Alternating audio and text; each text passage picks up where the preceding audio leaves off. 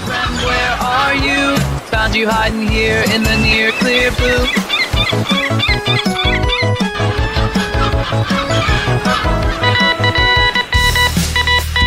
He's been cited by IGN, the court. Where'd you go? Morty, let's check in on Brian Johnson's new trilogy. Okay. I bypassed the compressor. What did you do, Ray? Son of a... That's gonna leave a mark. Now, he was okay, you know, after 6-7 weeks. Okay? You know, they get over it. Kids are resilient like that.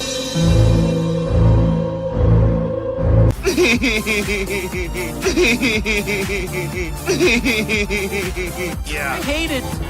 You know, it's the standard, what would George do? I don't want you here. So sorry, George. I didn't think it would go like this. Plowing, you fools. I've fallen, and I can't get up. Weird. Stay away from liquor, kids.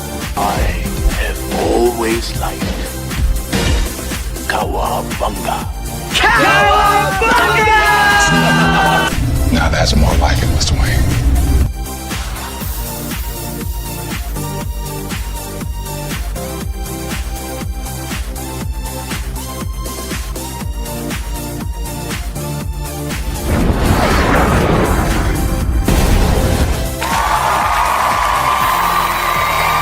It's about how hard you can get hit and keep moving forward. How much you can take and keep moving forward. The Force will be with you, always.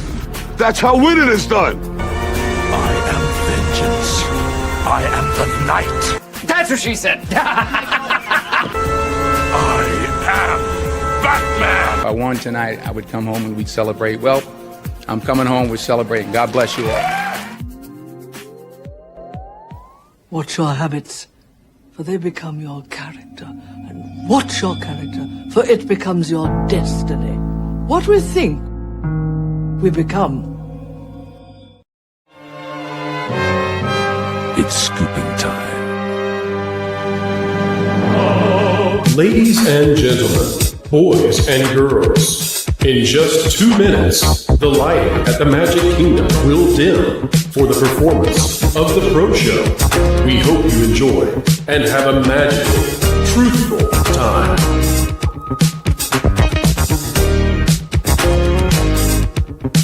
For the safety of others, please, no flash photography.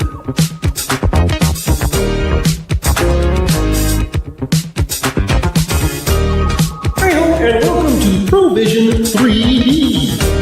Alright, everyone, put on your opera glasses. I'm going. Shut up,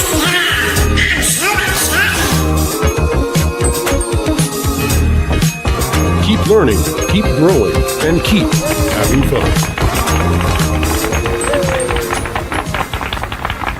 To all who come to this happy place, welcome. You know that you've been taught the golden rule, do unto others as you'd have them do unto you. Yes, Paul. Autobots, roll out. I'm bringing the party to you. If somebody's going to try to blackmail me with advertising, blackmail me with money? Fortune and glory, kid. Fortune and glory. Chicken jockey. All right, it's time to go to school, son. Come on, get your hands up, man. Are you okay? They'll never take our freedom.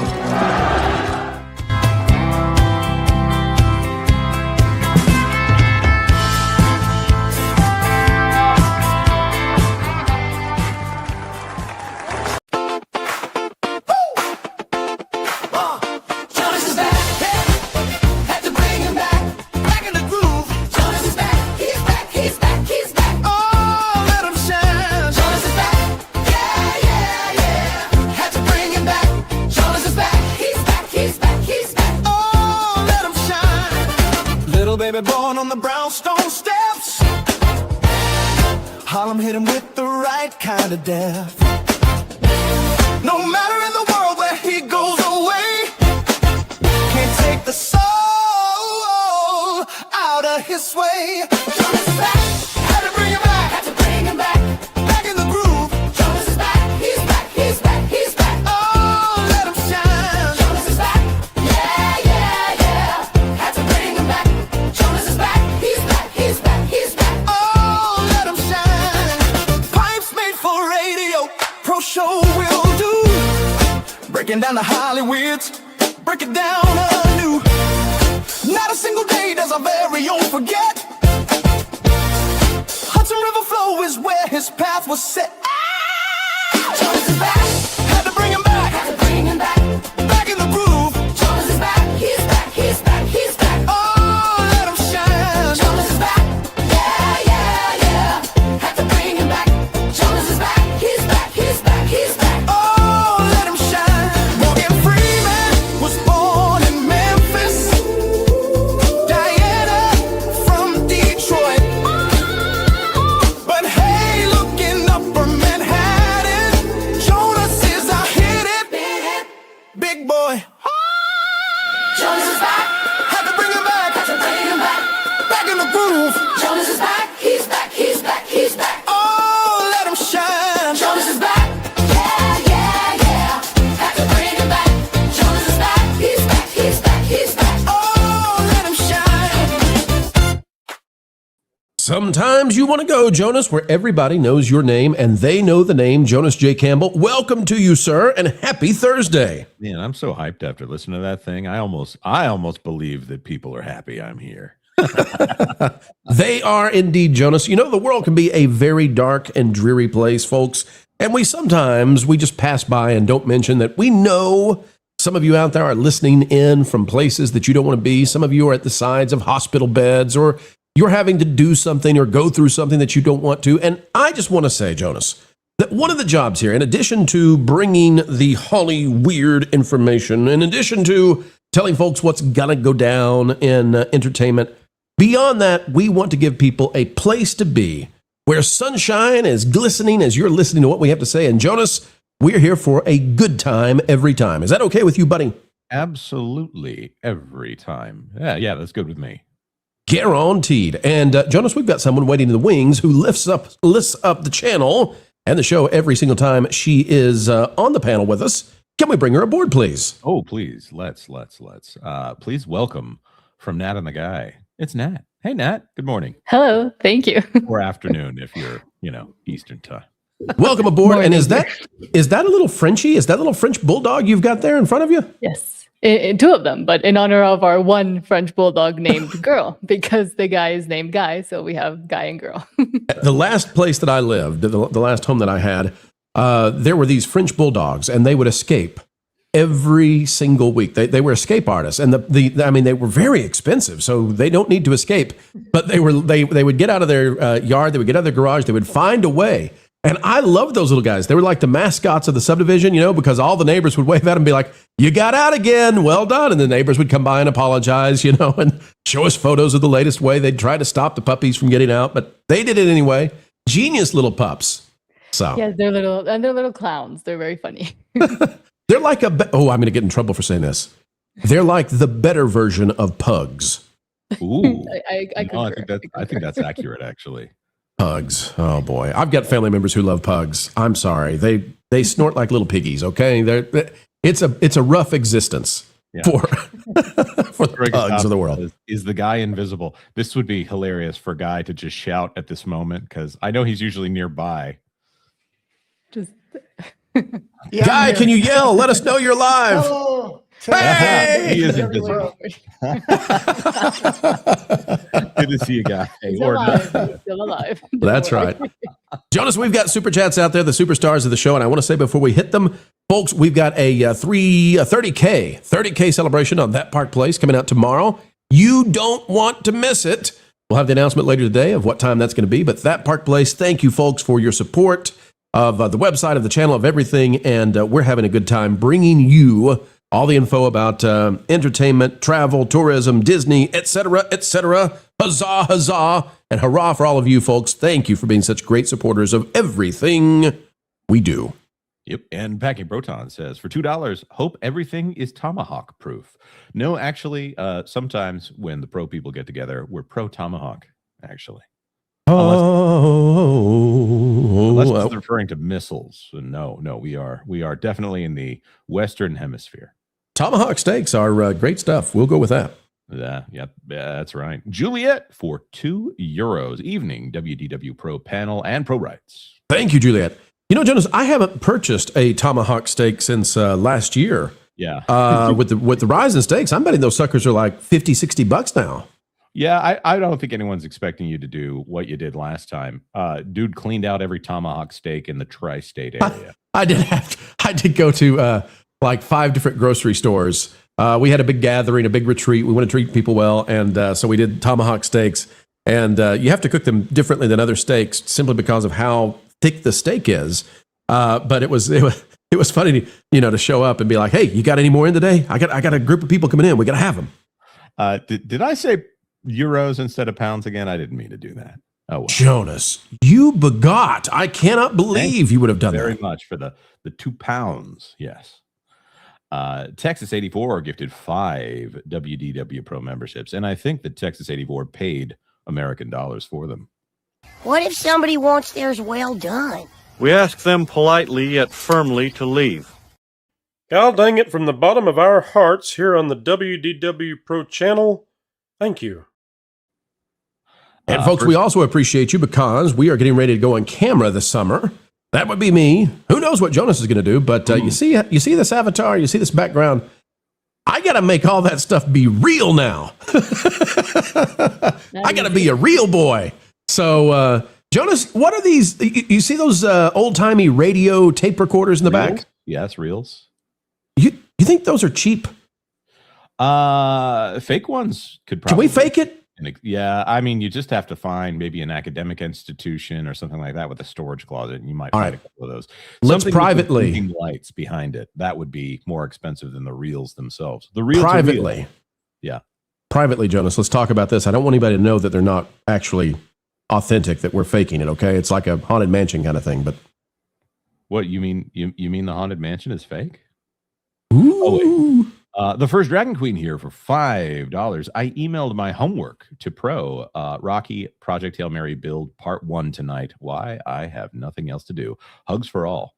Listen, if you get a Rocky from Project Hail Mary, if you get a Rocky animatronic or puppet going, and you take that to any con, you are going to be the superstar. I mean, there's just no doubt about it.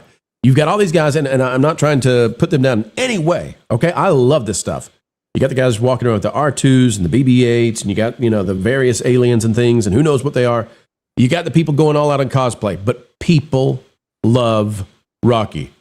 Oh, thanks, not that Rocky. They love the other, both Rockies. They love them both. Rockies, I was gonna say. You show up as Sly, you're good to go. You show up with this guy, you're good to go. Yep. Flying Blind on a rocket cycle gifted 5 WDW Pro memberships. That's the best kind from Flying Blind. Thank you. 7 steps, all 7 steps ahead. And then for $2 says, good day all. Good day to you. Hey, Toby out there is saying that Dan Vask, we need to ask him where to get some stuff in Brazil, local Radio Shack. 1, I'm not sure there are Radio Shacks anymore. And 2, I'm pretty sure Dan Vask is hunting large dogs in Brazil now. I think that's his go-to thing to try to find. Are there the elusive large Brazilian dogs out there? Sometimes called deer. Yeah, I was going to say, is it large dogs or is it deer? We really shouldn't steal meta deep cut jokes from other shows, but in this case, it's too funny not to. I mean, between me being between the legend that I'm actually African American and the summer sizzle, there's plenty of lore to go around on this. Was it Beardo when Vask asked, well, okay, we don't have deer. What are deer? And somebody said, well, like big dogs. Who was that? Beardo? Yeah, that sounds like Beardo. It's the greatest way to describe a deer ever. Beardo, who also said that you should always start with Arkham City, which was. Well, that was an interesting take there. Big dogs. 99 gifted 5 WDW Pro memberships. Thank you, Aaron Money. We do appreciate you. And just remember, all of those gifted memberships go to the others watching and help them get into member-exclusive content. We appreciate you. Every time a membership is gifted, a content creator gets his wings. Is that gendered language? We're not at Magic Kingdom, Dad. Yo, Kilioth for $5. Is there such a thing as Jonas's Black Spring Shizzle, Marvin birthday style? Listen, that's actually a fantastic idea. No, of all the things I thought you would endorse, this was not the one when I saw it pop up on the screen. Spring Shizzle? I mean, so we're changing genres here. I mean, we can remove Pedro from this entirely and switch to Snoop Dogg. Now, can we do a Shummer for Shizzle? Yeah, of course. My Brizzle. You were afraid of saying the other one.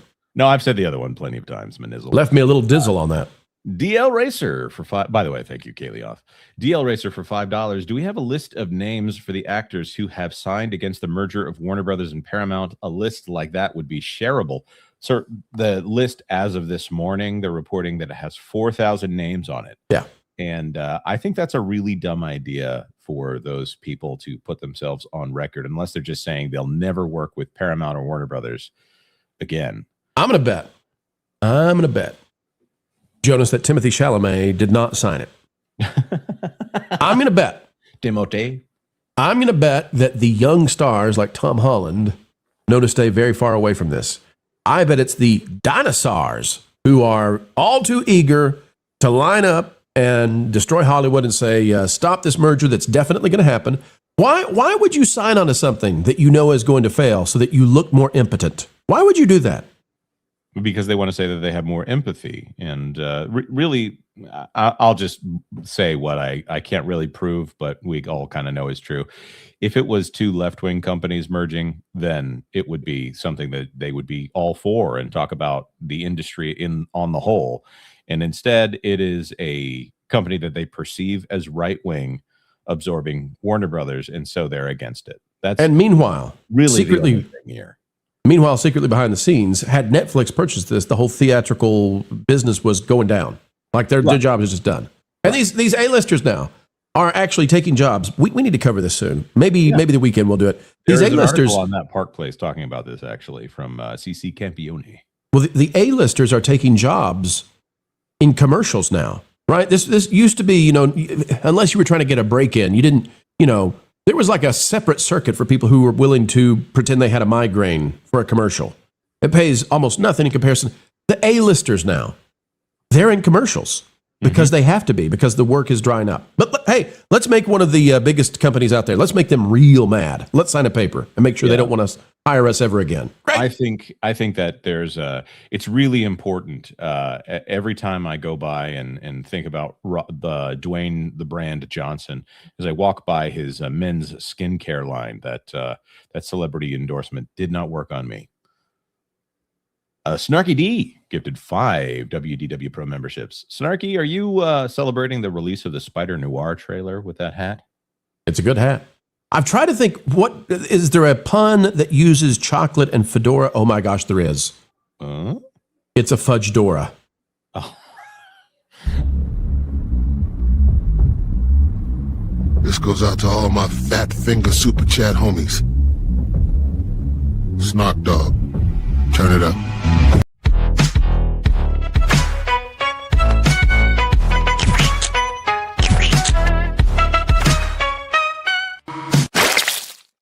I was going to say that's the deep WDW Pro lore right there. That song you almost played. Dumb Old Bear for £5. Here's €5 for Jonas's Giath. Oh, Dumb Old Bear. Thank you very much, Dumb Old Bear. And enjoy that European Union. Siani Reese, member for 13. Hello, everyone. It is raining / snowing here. Well, now, if I recall correctly, Siani lives in one of the Dakotas. Is that right? Or is it Montana? Siani, you tell us. Siani, I would think Ireland, but maybe. Oh, it can't be snowing in Ireland. It's too green at this time of year. Siani, let us know. We've forgotten, but I bet it's the Dakotas. I bet I'm right on that. Yep. Let's see here. Texas 84 for 5. We're having a real spring spritzel. South Georgia is on fire. Not today. Not today. You all need Pedro. Pedro could come put the fire out. No. I know, without a doubt, that Pedro is great at making hot things no longer hot anymore. No. I know that. No. It's a super spring spritzel. Pedro's big year has Disney dropping. It's a super spring spritzel. Take down Star Wars, Avengers, oh please. They picked the wrong people. Even Bree said, nah, woke is collapsing. Theater snapping. It's a super spring spritzel. Oh, spring spritzel. Switch to Ryan Gosling.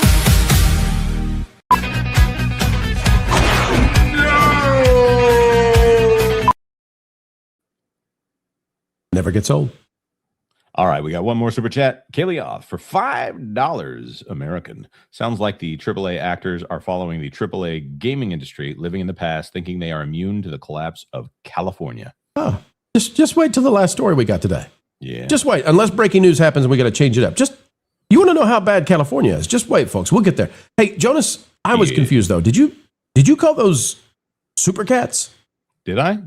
Did I call them super cats? Come on, enunciation, man. That's what we're.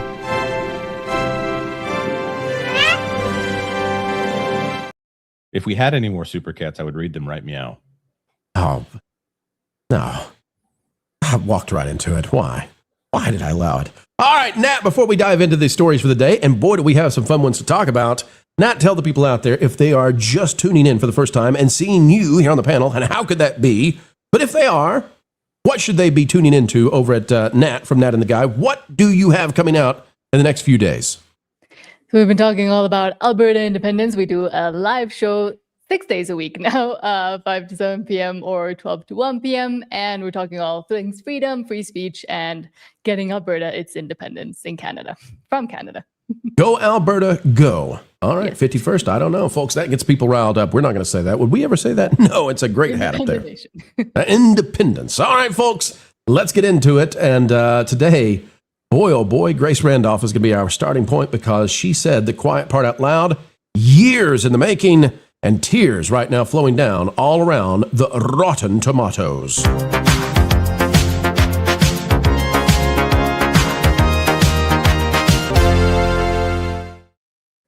Grace Randolph is saying the quiet part out loud. Now it's known, a.k.a. Mac, sharing this with us. She squashes, or is it squashes? No, it's definitely squashes. She squashifies the tomato meter. I pronounced every one of those words exactly correctly. Here's what Grace has finally said, and I love, folks, I love that this is now just being admitted out loud. She's talking about Michael Jackson, the new show that's coming out, the big movie, Michael's Rotten Tomato score. And you can see she's gone through, well, people are finally talking. My review will be Thursday, final Rotten Tomato score, premiere versus premiere. And I don't know. I mean, she's got it scheduled. So I guess she wanted to say this. But we've been waiting forever for people who are part of this, who have been part of the party, to just come out and say, yeah, this is how it works, is what Grace says. You know, Rotten Tomatoes has really weaponized critics' reviews, right? Thanks, Bubbles. But influencers, and I don't think this is going to last for very long because influencers are always positive. It's their job to like everything that they're paid to like.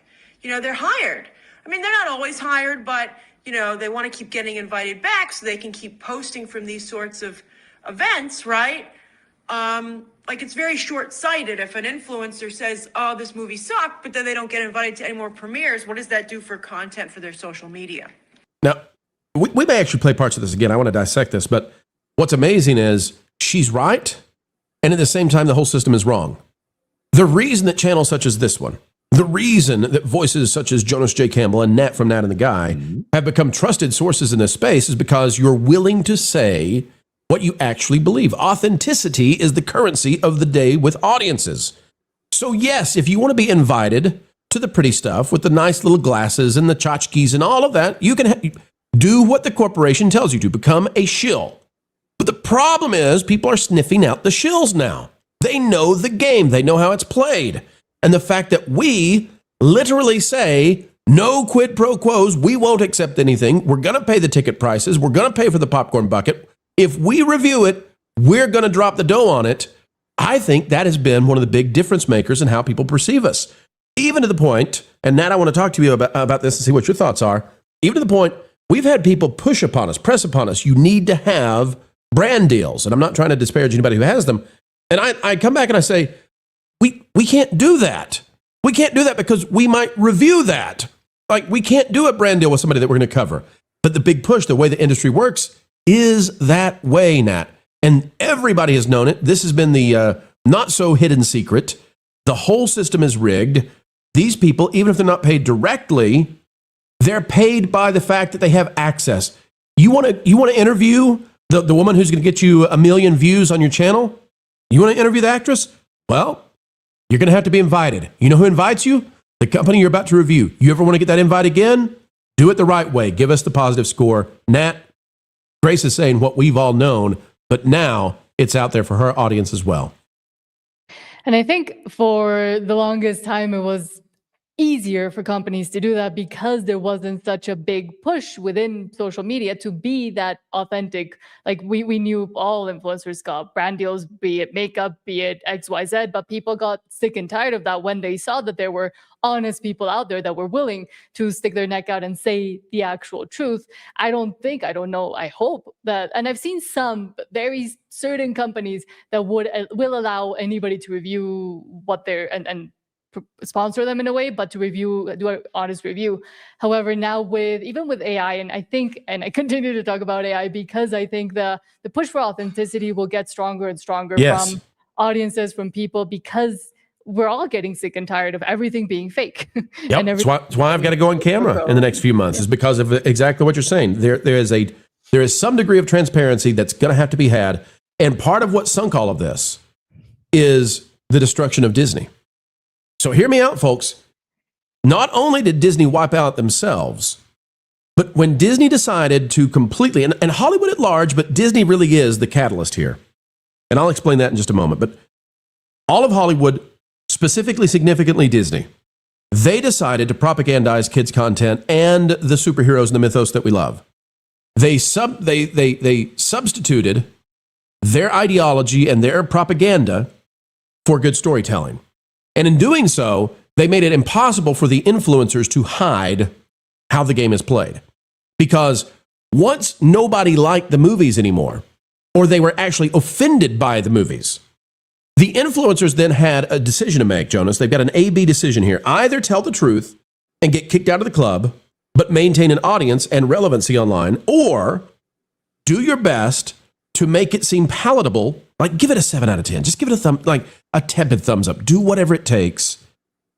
But as this progressed, as Marvel kept going down, as Star Wars became essentially dead, and you can take this beyond, right? You can say as Star Trek became unwatchable, it became unreadable to pay attention to these influencers if they didn't jump ship. And that's put them all out there, Jonas. That's why they're turning on Disney now. No, I totally agree. When we look at everything that has been horrible, absolutely awful, they have to cling on to these other talking points that they're not trying to say representation necessarily. Some of them will outright say it, but you end up talking about things about the movie, around the movie, instead of the movie itself or the property itself.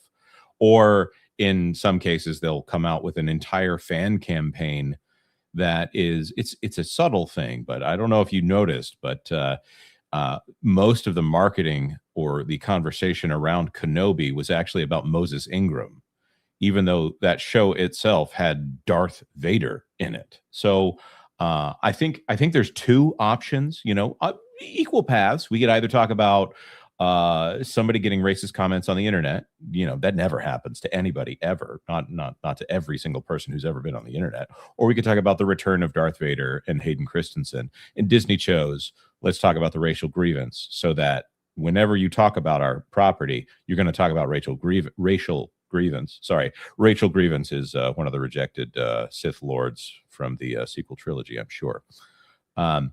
So you get these channels that are dedicated to Star Wars, and if they want to continue to have the access to the parties and the quote unquote important people, they have to kiss the butts of the important people. So, there's a really great video that I saw recently of Adam Savage from Mythbusters sitting in the cockpit of the Razor Crest from the upcoming Mandalorian and Grogu, and watching those two people who've had a relationship with Lucasfilm sit there and talk about everything. That's great. You know what made that less for me? Seeing all these people who have opinions I don't care about also sit in there and talk to Jon Favreau or some random person there, because I realized, oh, this is part of it, just PR campaign. This was not a genuine moment. This is manufactured to confuse me about the quality of the product. But you can also tell that this is, the whole ecosystem is falling apart because they're not talking about the Mandalorian and Grogu right now in glowing terms. They know that's impossible to do. We haven't seen the film, but folks, the fact that they are already tepid in the way they're handling it suggests there's problems out there. This is why I think websites like Criticless are so important, because Criticless is not part of this system, this ecosystem where they're ginning up fake reviews and fake, shill takes in order to get you to go see something that otherwise you would not go see. And ultimately what happens, folks, what happens to Rotten Tomatoes? It becomes a useless tool. And a useless tool, well, that's not a tool. That's just a hindrance. And that's what Rotten Tomatoes is becoming. Here's what Grace has to say in addition to what we've already heard. So, not great. Not great. But yeah, it's something that I've seen, and a lot of other critics have noticed that a lot of, that's funny, little Milo. I am kind of in both areas. I'm a bit of an influencer, but also a critic. You gotta love Grace. I know, what is it, Daddy Pig from Peppa Pig? I know a little bit about that. Yes, I am both of those things. Of course you are, Grace. Oh, we love you. Grace, you're welcome to come to the channel sometime. But Nat, I don't see a difference. And that's where I'm trying to be kind. That's the problem. I don't see a difference in most of the reviewers and influencers.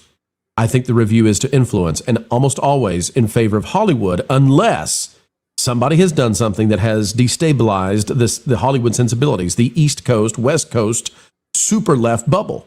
If you do that, then they'll turn on you. But otherwise, they're going to tell folks, go, go, go, go, go, go, go, go, and ignore what offends you. And I think it will be very important and very prescient as audiences start picking, and they have already been picking, those true, honest people that talk about the issues and the problems. And we've seen it in even ratioing trailers, for example, or ratioing people, honest content creators and reviewers getting way more audience and way more positive reviews from audiences of themselves if they speak the truth and when they speak the truth, like this channel and many others that have been saying and screaming at the top of their lungs that there's an issue and that what those issues actually are, and even analyzing them. And eventually the influencers that do continue to shill for the companies lose that audience because the audience stops trusting them. And we've seen it repeated over and over again as well, where people get a huge audience because they're in this project with Disney or with whatever company and for this movie, and then they get a bunch of subscribers, and then they slowly fall off because they see that they only will say the positive things, even though it's blatantly obvious when there is an issue with the movie, the TV show, whatever. I specifically remember the whole Rings of Power marketing campaign where they brought in these influencers that, at least myself and many others had no idea who they were, while there were channels like this one and many others speaking the truth about the horribleness of the show and the marketing pushes that they were continuing to try to do for it. So I hope and I wish people do eventually realize and continue to realize that the truth is what they're actually interested in, and not the being able to be in with X or Y company, even though it gives you a benefit in the short run. In the long run, it's not beneficial to you as a creator that wants to stay truthful and honest. If you want to make money and want to have those opportunities, sure. But more and more, I think audiences gravitate towards the real people. Both against AI, but also about the people that say the things as they are. The question I have now is, how long until they admit there were never Russian bots? How long until they admit that review bombing while it might be real, it's been gravely and greatly overstated when it comes to things like The Last Jedi and so many of these films that people just don't like. And how long until they realize that they destroyed not just Hollywood, but the influencer class that was around this by making everybody pretend it was all okay. It's all okay, Jonas. Everything's fine. Jonas, I'll give you the final word on this one. Do we reach that point? Is there some point now where we admit, yeah, these things are damaged. These franchises are in trouble, and we played a part in it? No, I don't think anyone in Hollywood right now would admit to playing a part in that. No, because that's the whole game is you don't admit, you find someone else to blame. I think what they would probably say is the last guy was the one who made this a problem, but we are going to fix it now. So no mea culpa from the mouse? Right. And we all need to say goodbye to Rachel Grievance. Oh, may she rest in grievance. After these messages, we'll be right back.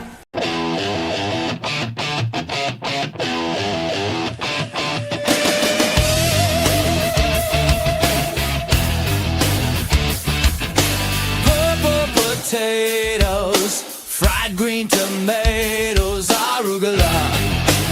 Hey, what's up? When injustice strikes, I strike back. Culture, casino. Let's go. Culture, casino. Let's go. When the EMS tries their best, strap him down, check his chest. Culture, casino. Casino. Culture, casino. Casino.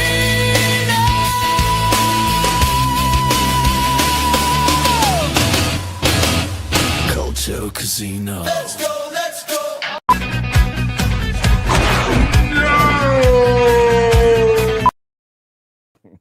It's 2 roundhouse kicks out of 17 for the day, marking it off. 15 more to go. I was just thinking to myself, it's like wrestling. Everybody has entrance music, but it all gets capped off with Chuck Norris kicking Darth Vader in the head. Is there anything better? I mean, we could do fireworks, we can do pyro, we can do all kinds of things, but Chuck is the solution to everything. Culture, welcome aboard, buddy. Hey, thanks for having me today. You guys are speaking truth in a beautiful way. Nat's going to town. I love it. It's good. That's fantastic. We all agree. Folks, we also agree. You're phenomenal. Jonas, what do they have to say out there? All right. Well, first of all, I kudos to Rachel Grievance for the very That's very good profile. Or maybe that just existed and I Beetlejuiced Rachel Grievance into maybe her eyelids will be in sync one day. Right. Also going to point out that is a super sticker with a rose. So Siani Reese for $2 says North Dakota Pro. Hey, I remembered it. And may spring bloom soon in the Dakotas. I'm sorry for my mistake. Irate Specialist for $2. We need a Wilton watch party for Rings of Power. I don't think we're that desperate just yet. We are, however, Jonas. I'm ready to announce this. Our plan is next week, after we get that Park Place celebration tomorrow out of the way, next week, Pro Channel, Wilton's Legacy. Dude. The next big charity fundraising event right here on the Pro Channel, Wilton's Legacy is on the way. When I said yes, I actually thought this would be pretty far away. Packing Protons for $5. I was not expecting to see an outright supermodel getting out of a dump truck today to check her tires. Almost caused an accident.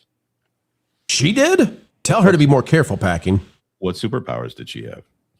Archer Merchant for $5. Even a scorpion doesn't sting. Occasionally, Randolph fostered this environment, now realizes, at least for today, she may have killed her audience.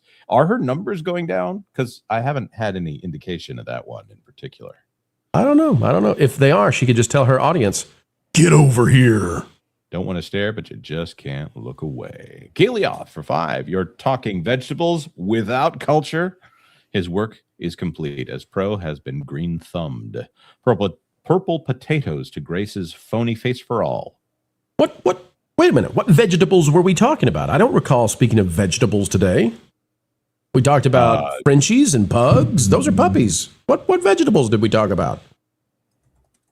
I actually don't remember what vegetable we were. Jonas, check the transcript. They're a tuber, anyways. Tuba.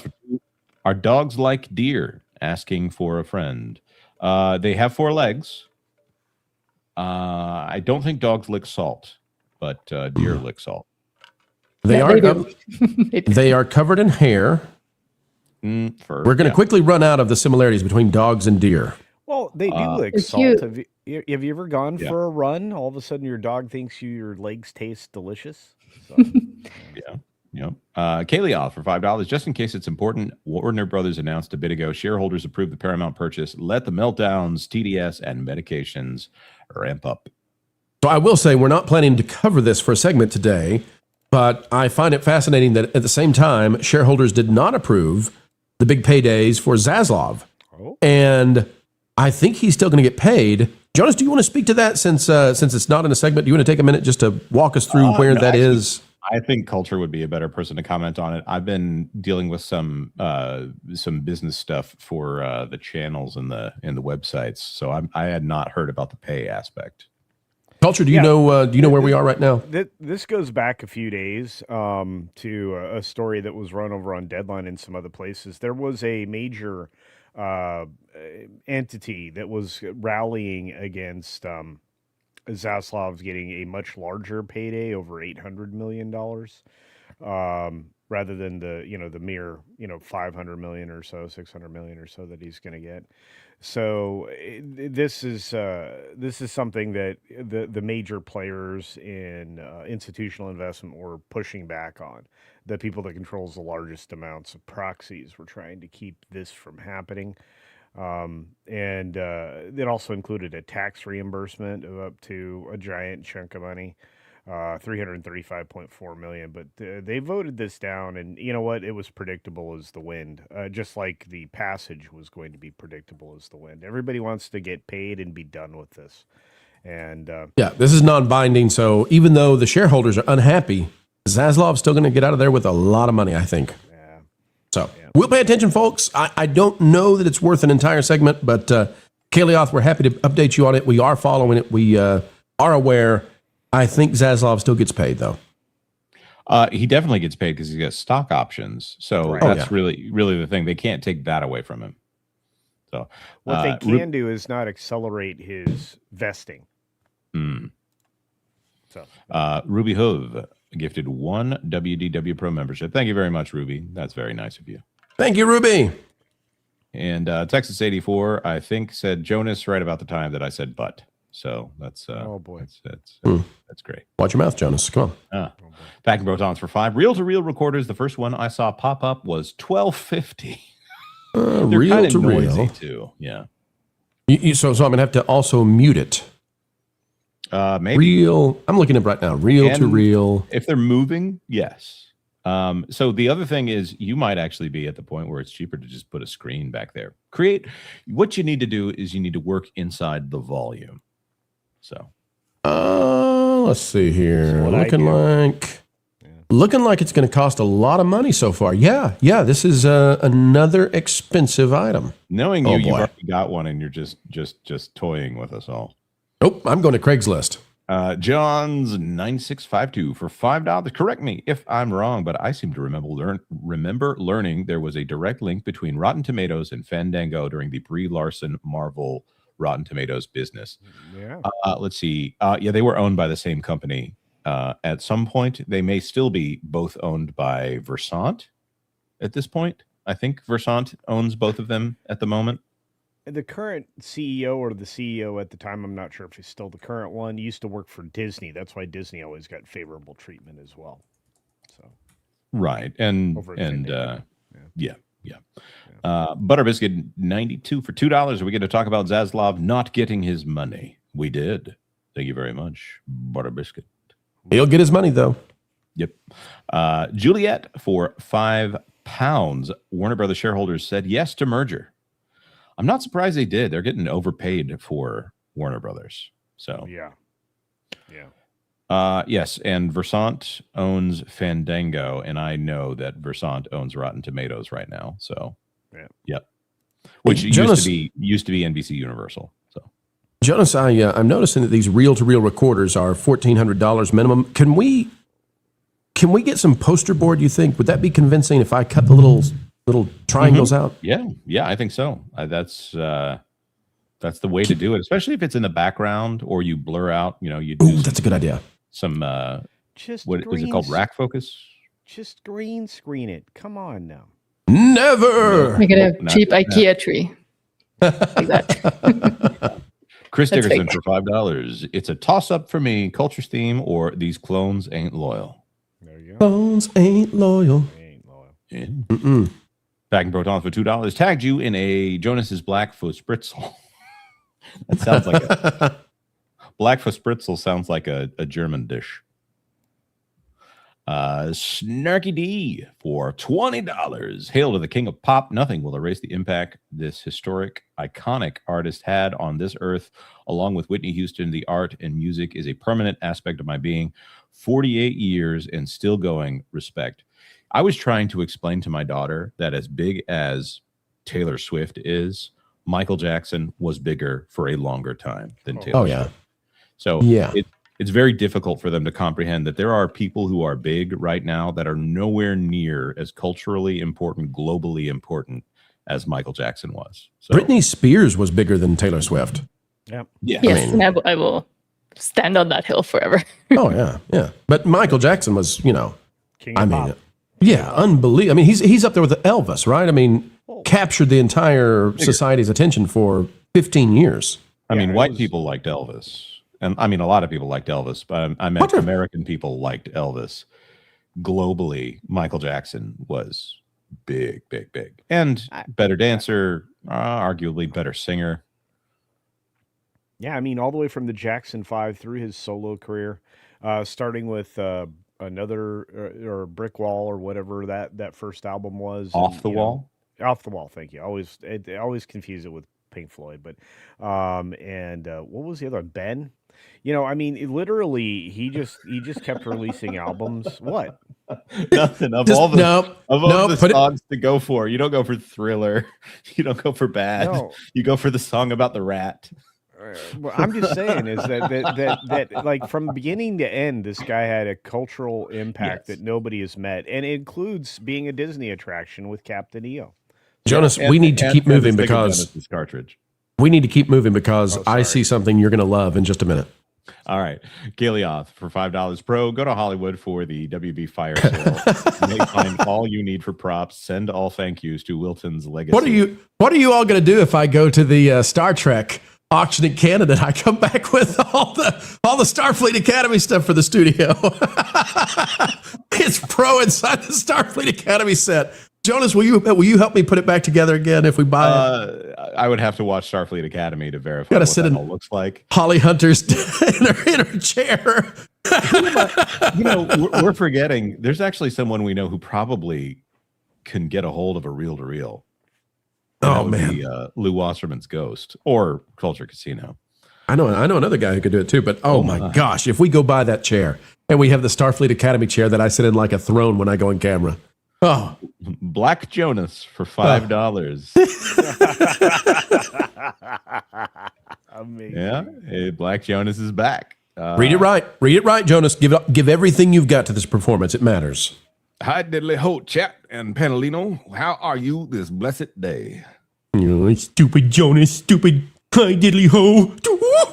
Children, turn in your textbooks to page 347, in which you will see a giraffe, a llama, and a turtle. And now it's somewhere between the Reverend and Chef. I don't know what we're doing. We all change. Oh, perhaps I should go with. Oh no! Not the pudding pops! No! Quick! Quick! Come on, Homestar. Hey, just was wondering, is this an out-of-season April Fool's joke? Oh my! I've meant more wasn't too long ago. She'd be pushing the narratives. Must have taken something to start complaining about shilling. Yeah. Or they're having to make the change now, and so it's time to put it out there. How this works, why it works, why we're mad about it. Pretend we never had to do it. Yep. Bruce Newhouse for $2. As long as we don't see Pro's feet. That's a different channel. And yes, it will be behind a paywall exclusive situation. Yeah. This was starred. Lost Lurker says Nerdrotic wants the chair too. We got to fight Gary for the chair? Yeah. I don't know, man. He's got biceps. And Fear the Crab Cat says, stupid, sexy Jonas. I'm not stupid. Stupid, sexy Jonas. Culture, if we have to fight Gary for the chair, can you get me a wiffle bat? Yeah. Okay. Folks, you're where it's at. Thank you. We're having fun. We're having a great time. 600 of you joining us across the Tickety Talks, the Instagrammies, the GeoCities, and everywhere else you might be. Let's dive into how things are shaking apart, breaking apart when it comes to the Mandalorian. Prone leaf? No, surely not.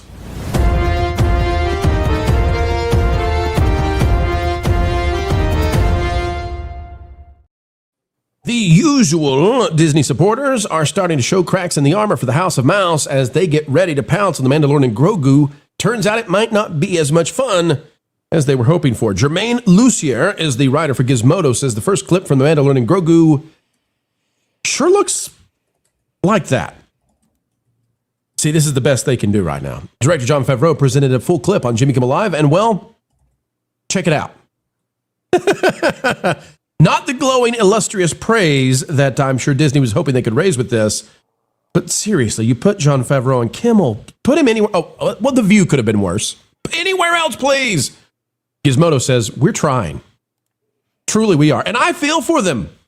Folks, we've been talking about this Grace Randolph thing where they're admitting now the whole ecosystem of shilling and lying and fibbing. Gizmodo's here saying, we're trying.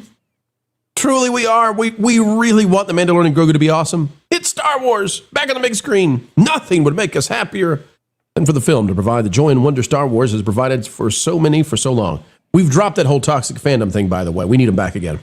But we're also honest. And if we're being honest, not everything being released from the film has inspired hope. The most recent trailer was great, but the first clip just came out. And well, you'll see. And it just keeps getting worse and worse as the article goes on. Folks, what are we talking about? Well, we can't play it. Gotta love how Hollywood does us, right? We would love to play this clip. We would love for you to get to see it.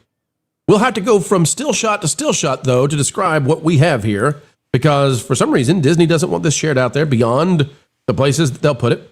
I don't know how to describe this blue thing that they're riding in. Jonas, you want to take a shot at what exactly that is? What kind of horrifically ugly car that is they're driving? Jonas? It looks like a land speeder, but backwards. I don't understand this design. Yeah. I think it's like, and Nat, correct me if I'm wrong, but doesn't that look like they decided to infuse more color, like the Skittles kids that were in the? You're right. Yeah. Oh, it's like the Vespa crew from Boba Fett. Yeah, that's what I'm saying. Yeah. And Nat, the whole gimmick here is basically Baby Groot again, except it's Baby Grogu. Pedro tells him over and over to flip a switch, and he flips the wrong switch, and it shoots little boom booms that have no real impact whatsoever. But he presses the wrong one over and over, Nat. That's the joke. And that shows the level of respect they have for their audience, honestly. Nat, look at how bad this is, though. And I don't know how this is coming from Jon Favreau. Look at the explosion in the background. It's the same color. It's blurry. This is bad. Even the lighting is bad. Okay, again, now Nat, No, Culture. It's Nat's turn. You can ask her in a minute. My question first. Neener. Nat, do you dislike the color in this? Do you dislike the color as much as I do? But there is no color. There is no saturation. True. There is no light. And then there's too much light. You know what? That's a great point. This is supposed to be a sunny day. Why is it this washed out? All right, Culture, your turn, okay? Get in here. What do you got to say about this? Because they're working in the volume. The volume adds light. That's the problem. So everything's going to be washed out. They don't adjust for it. This shot is obviously, as part of a series of shots. That shot is done in a different area of the studio, if at all done practically. Look at that. It's bad. And this is the limitations of using a background engine to produce a background shot. It also makes it feel very flat. There's no depth. Do you know how they compensate for depth is blur. This looks worse than Indiana Jones and the Crystal Skull. This looks worse. And it's not my job to be negative for the sake of being negative. I would defend Crystal Skull a little bit there. I mean, we are defending it. This looks worse. Spielberg. This is the same. Everything's covered in dust. There's nothing distinct about this shot. There's nothing about it that makes me think they're in a cool world. It's very bland. The entire There's nothing new in this. He's what is he protecting some random middle-aged senator? I don't know. I think is probably a member of the Shadow Council, which you would have to have watched Mandalorian season 3 to care about who that is. Look at the colors when we switch back to Kimmel and Favreau on a late night set. Look at the colors versus that, and you go, what are we doing here? Why is it this ugly? What are we doing, Jonas? We are racing to the middle. This is boring. Also, Zeb looks cooler in animation than he does in live action. Zeb is, by the way, the character there on the right, Zeb Aurelios from. I'm starting to think this movie may actually bomb. You know, we had talked about it might not be what they need. It could come in under. It might not make 500 mil. It might not make 400 mil. I'm starting to where this goes Tron Ares on us. Gizmodo says, now obviously this is about 45 seconds of a 2-hour plus long movie. I'll say this, it's not only ugly, folks, it's unfunny. And it's supposed to be funny. And it's unfunny. It's really, really unfunny. It says it's out of context. We don't know how the characters got there. What comes next? We have to assume that when everything is working in tandem, it plays out better. Okay, here's an idea. If that's the best they have, Gizmodo, let me be a contrarian. Let me be a curmudgeon. If that's the best they had, and that's what they decided, what do we got, folks? We got an hour and a half. Give me 45 seconds for Kimmel. If that's the best they have, this movie is in serious danger of being a total flop, a total failure. And frankly, I'm sad to say this. I like Jon Favreau. Everybody says he's a great guy. I think this is going to be a stain on his career. And I think Filoni's to blame. Panel, what say you? I think some people will go watch it because of the cute Grogu, but I think that's mostly all of what they're banking on, because I don't even know how many people know the backstory well enough to even care or to even know that it's coming out. These still images, thank goodness they look better than what we just watched or what we just saw. We're not allowed to watch it. There it is again, though. Here we go again. Culture, how are they doing it this wrong? They've had 7 years. They have Jon Favreau. How can it possibly, what is happening behind the scenes that is strapping this to a complete and total suckage of colors and story and fun? Can we not get people excited some way, somehow from Disney? Well, you work with the tools you've got, Pro, and I would say that Disney's tools have been limited since the beginning compared to others. But at the same time, the inconsistency of the lighting, just even being evenly lit, is a real problem. They do not compensate for atmospherics or any of the other things that you need to do in shots like that. But overall, I just want something to look real. I mean, you don't have to be hyper realistic, but just, authentically Star Wars is what I'm aiming for. It's a word that is going to be used multiple times during the course of several hours on this show, but authenticity is what the audience is always looking for. And this is not it. And that, like I said, I don't like the Skittles scooter idea on a land speeder. These colors were not in the world we grew up with. So it's just weird. Right. It also looks too clean. It looks like a large piece of fiberglass. It doesn't look like a speeder. It looks like something that looks like you would see this at a theme park. It looks like a theme park prop. Like an ugly. Flags. Yeah. Ugly 1960s theme park prop. Whereas one thing you can say for the original land speeder that you see in Tatooine that Luke rides around in, there were panels missing off of it. It was a used future, not just a dirty future. So also this isn't a picturesque landscape. Yeah, they can't do another desert because they've been doing deserts that may or may not be Tatooine, that everyone gets confused with Tatooine because there's only one desert planet apparently in Star Wars. I'm joking. This is visually not distinct. And the story, I still couldn't tell you what the story is, although they're saying it's a bigger deal than the other ones. Okay, well, the other ones, anything that was a big deal wasn't important to the Mandalorian. And they've got a hut with gains. Who cares? Really? Never skip out on Slug Tail Day. I skipped out on Mandalorian season 3 because I stopped watching Disney Plus at the time that Mandalorian season 3 was coming out. By the time I watched it, my wife literally looked at me and she's like, "So, honey, do you like how do you like it? And I said, this is stupid. And she looked at me and said, oh, I'm relieved because I thought you liked this. And this looks like more of the same. The only thing that would make me actually excited for this is if they started ragging on season 3. If they're like, we're not going to do paintball and weird frog jumps. I hope he's telling that we him, eat crow. Oh, I don't press the regulator, blah, blah, blah, blah, blah. But they show the panel and there's nothing's labeled. And all of a sudden we're in bad sci-fi. We're not in Star Wars. And the other We're in problem bad is sci-fi. Pedro's delivery, right? It's not like so they're trying to redo the Baby Groot. And you got Rocket and you got Chris Pratt yelling at him, right? So you got people like yelling, hit the red button. No, not that red button. And you got all this, and it's fun. In this one, it's like Pedro saying, I need you to hit the blah, blah, blah regulator. No, that's not the regulator. You hit the wrong button. Baby Yoda is not a character. Baby Yoda is a prop that they all, and once you realize that Baby Yoda is a prop, the entire thing is ruined for you. It's like when you finally realize that the Muppet's eyes never moved.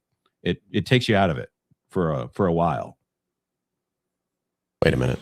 The Muppets' eyes never. Most of them. Oh my.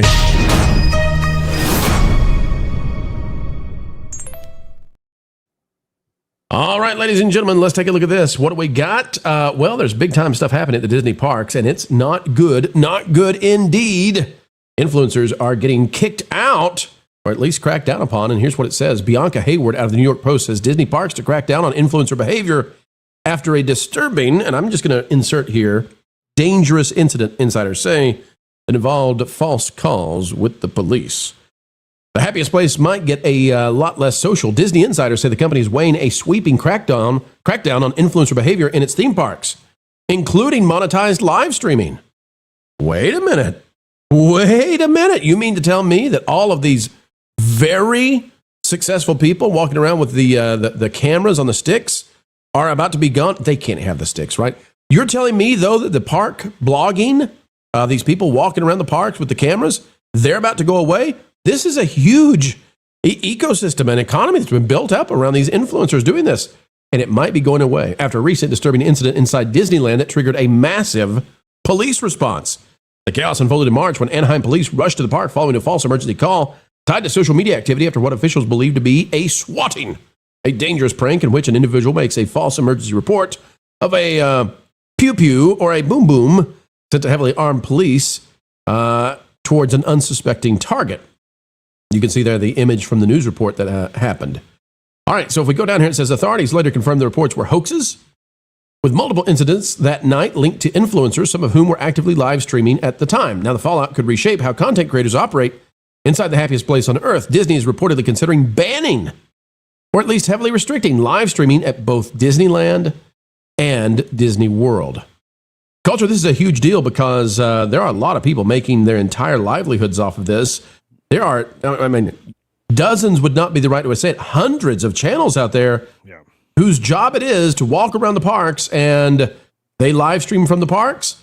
They get lots of viewers. I mean, we're talking about sometimes these people have thousands of viewers at a time watching them ride. They know they're not allowed to talk to the other guests, but this could all go away, and ostensibly because of the swatting thing. But Culture, I wonder if Disney's always wanted this to go away because it gives access to their parks. Like, if you can watch somebody ride the rides and do the stuff, maybe that causes some folks, especially in California, to decline going because they can just sit at work and watch it. And I wonder if this is just the moment Disney's been waiting for. What say you? I think this is incredibly short-sighted. I think the attitude behind it is as well. I think what Disney is getting is free marketing they can't possibly pay for. And when you have all these people that are certainly shills, in my opinion, are just so positive and pumped all the time about the parks. And again, no shade on them or shade on anybody who just loves the parks that much. But there are people who share this. There are Disney adults or entire communities that follow these individuals. And I think that by taking that away, you're taking away an element of FOMO that I don't think that anybody possibly grasps. I mean, most people who are sitting at home watching these channels on YouTube and other platforms are planning their next Disney trip. I said Fisney, but their next Disney trip. And I'm sorry. If they do this, which I'm sure, as you mentioned, they're considering for many reasons, but if they do this, it's going to go poorly, and I think it's going to have a bigger impact than they could possibly imagine. Matt, if they do this, why would the influencers, and I'm not taking a position here, but if they did this, if they ban live streaming from the parks, maybe from the resorts, maybe from downtown, or not downtown Disney, maybe from Disney Springs, now and downtown Disney, Nat, why wouldn't the influencers just go do the same thing at Universal and then become massive advertisers for Universal Studios parks? True, and I do think it is short-sighted on Disney's part, because I myself got really interested in the parks and the park history and the people that used to go and walk around and show you what they're eating and etc. But I never planned to myself go to Disney, not least of all because I can't afford it. But in a way, there is something to be said about the influencers themselves, just in general, not just in Disney. I'm not talking to a specific crowd, but we've forgotten how to be human around each other sometimes because we care more about the content than the people around us. And I do think that is also a conversation that is important, that gets left behind when we can just blame one company for something that's happening. But similar things have happened in Universal and other parks, and just in general context, tourist spots, etc. And there is that balance between, well, if most of the people that are coming to the park are just there to film, then the few people that do go there, and I know the ratios are probably very different, but the few people that do go there to just enjoy the park stop being able to fully enjoy the park, or maybe they don't want to be on camera, or certain influencers, you don't want to be part of their content, or you don't want to be in the background, or I'm thinking of a specific influencer in Disney that used to do very specific things. I'm sure you all know who I'm thinking about. And filming in places where they're not supposed to film. So there is that very delicate balance between, yes, it is very convenient for Disney to be able to have this free marketing that would then just go to Universal and maybe help entice more people to also go to the parks. But at the same time, some of the influencers do have to think about others and others around them as well. It's not just made for them either. Exactly. And Jonas, we've got some folks out there who are in the know, sending us some thoughts. I want to start with Ron of Follow the Bradley's Fun. He says, it would be difficult to get rid of vlogging, though. Can't really ban cell phones or cameras.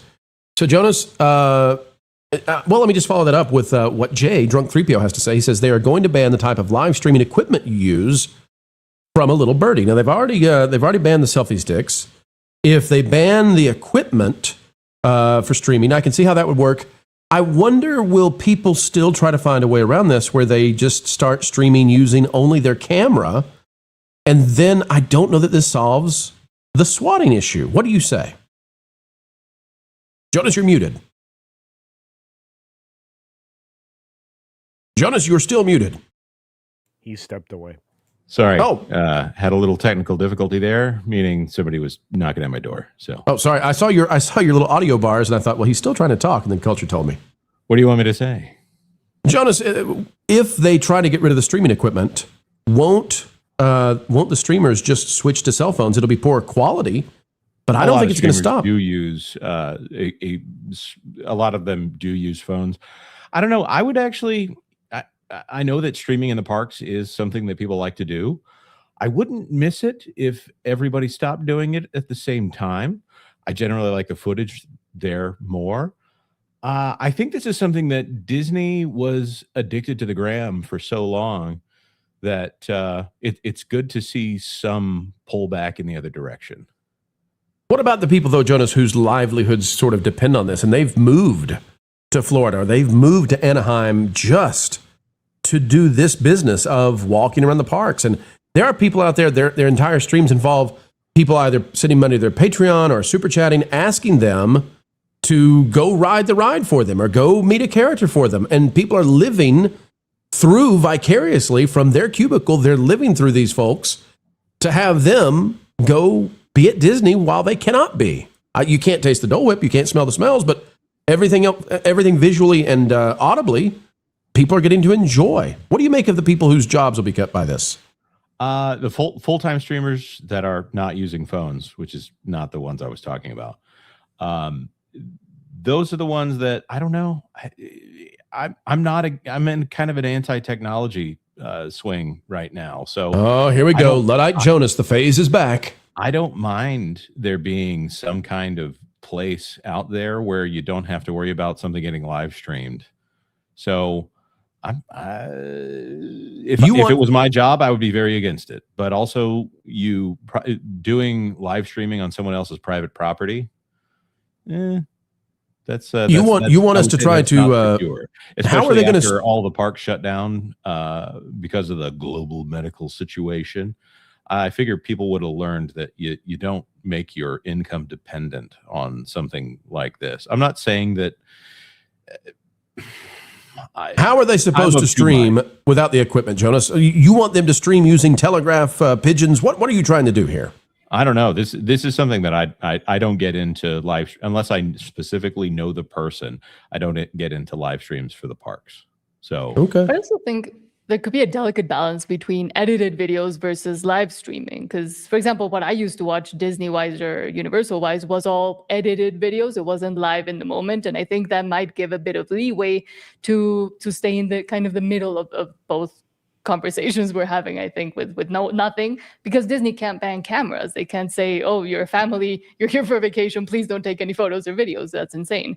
But there's also the fact that on a live, you can't really blur faces or control or there's children around, et cetera, et cetera. So I think there could be something done there, but I'm not sure what. But you have no expectation of privacy in public in the United States. Of course. So it doesn't mean we shouldn't want one, though.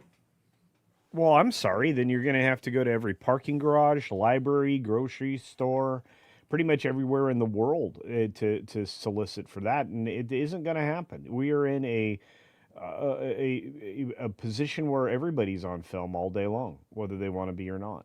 So it's anywhere you go, whether it be the fast food line at the drive-thru or in line at the grocery store. You go to Walmart, you have 11 billion cameras on you at any one point in time. Not only that, there's a camera on the register watching you and what you're purchasing. So look, we are not a high trust society anymore, which is a bigger problem that we could talk about as far as culturally and socially. But you have no expectation of privacy as much as you would like one when you're in public. And that's why you can film the police when they're behaving badly as well. Let me throw this to you, Culture, and you tell me what you think about it. One of the things that I wonder, because it is in Disney's interest to have some of this going on, it's free advertising, right? I wonder, will Disney open up some sort of system where you can pay Disney and they will give you a license to come in or a special ticket to come in, a special press pass to come in, and then you can continue to stream, but you pay a huge premium because this is money that Disney wants in on. I'll bet you. Why would Disney not want to say, oh, you're making all this cash off of us? Now, I'm not suggesting they do this. I don't like the idea. But why would Disney not, given how they act, why would they not say, we want a cut of that, so you're going to pay us to be able to stream inside our parks? It wouldn't surprise me. Yep. So one, those people would be even more entitled than they theoretically are now. Jay's got the right idea here, though. Those meta glasses will have live streaming soon. So how do you even stop that? Yeah, it's a great question. Yep, you can't. And I've thought about getting those glasses myself, except for the fact that I don't want an AI on my person listening to everything I do. That being said, a year ago that we were covering for getting on a roller coaster and being able to safely record an entire roller coaster, It was a year ago we were covering that Disney had patented these special glasses for going around the parks too. So who knows? Will they, you got to wear our glasses. You can't have those meta glasses. I don't know. Culture, final word on it, buddy. I'll give it to you. But it's worse than that now. It's did you see the recent patent by Apple, what they're going to do to the earbuds? No, what are they doing? They're going to put in something to read your thoughts into the earbuds while you're using AirPods. Come on, Culture. Come on. No. Right. Culture. You've been listening to old Art Bell episodes again. What are you talking about? They're gonna mind read you using Apple earbuds. It's not too far off. I mean, Sony's had technology to be able to read some level of brainwaves on you to change the difficulty of the game according to how excited or not excited you are by the game. This entire thing, and I reserve the right to change my opinion because this is all hot takes here from me.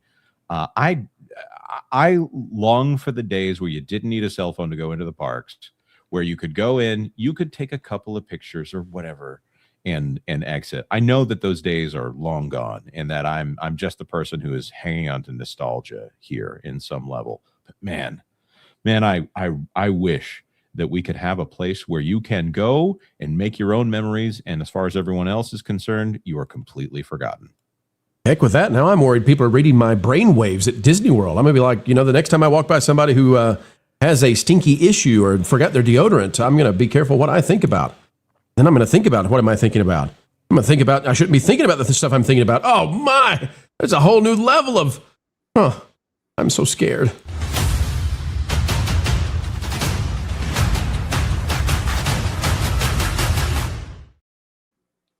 Jonas, before we dive into these super chats, we have a guest waiting in the wings, and we're so excited to bring him on. Jonas, who might it be? Well, he's a man. He's a Christian man. He's Christian Toto. Hey, welcome aboard, Christian. Fact check true. Thank you. Welcome aboard. Good to be back. Good to have you, sir. Good to have you. Jonas, let's get those super chats, and then we're going to be talking about one more thing, Disney parks, before we return to Hollywood. Get ready, folks. One of the biggest stories we've covered in a while on the other side of these super chats. Mr.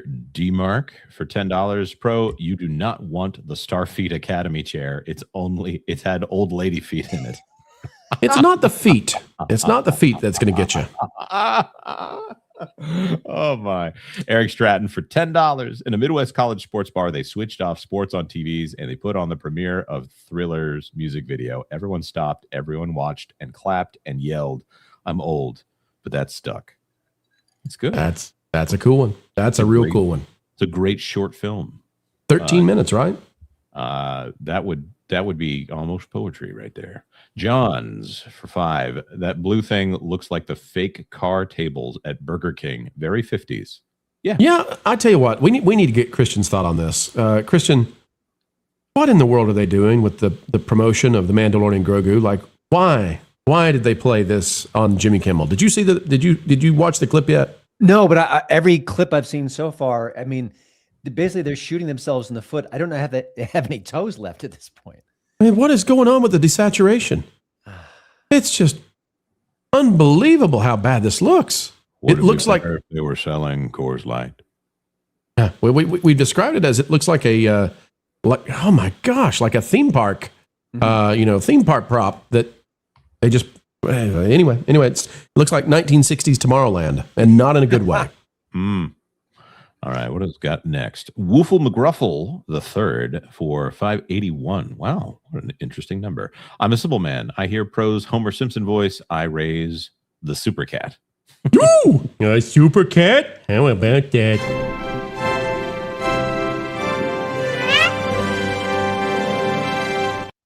Perfect. Yeah, that's high quality. Archer Merchant for $10. Historically, whenever Disney has gambled on parks in foreign-controlled countries, they've actually lost money and had to cut costs to balance. For example, China, also France. Seems they think will be different with rich Abu Dhabi. They think that since they're not investing a single dollar in Abu Dhabi, they can't lose said single dollars. Yeah, Hong Kong was a bit of a misstep. France was a bit of a misstep. I think Tokyo, that was pretty much set up as a full win. That was actually done by Ronald Miller back in the day.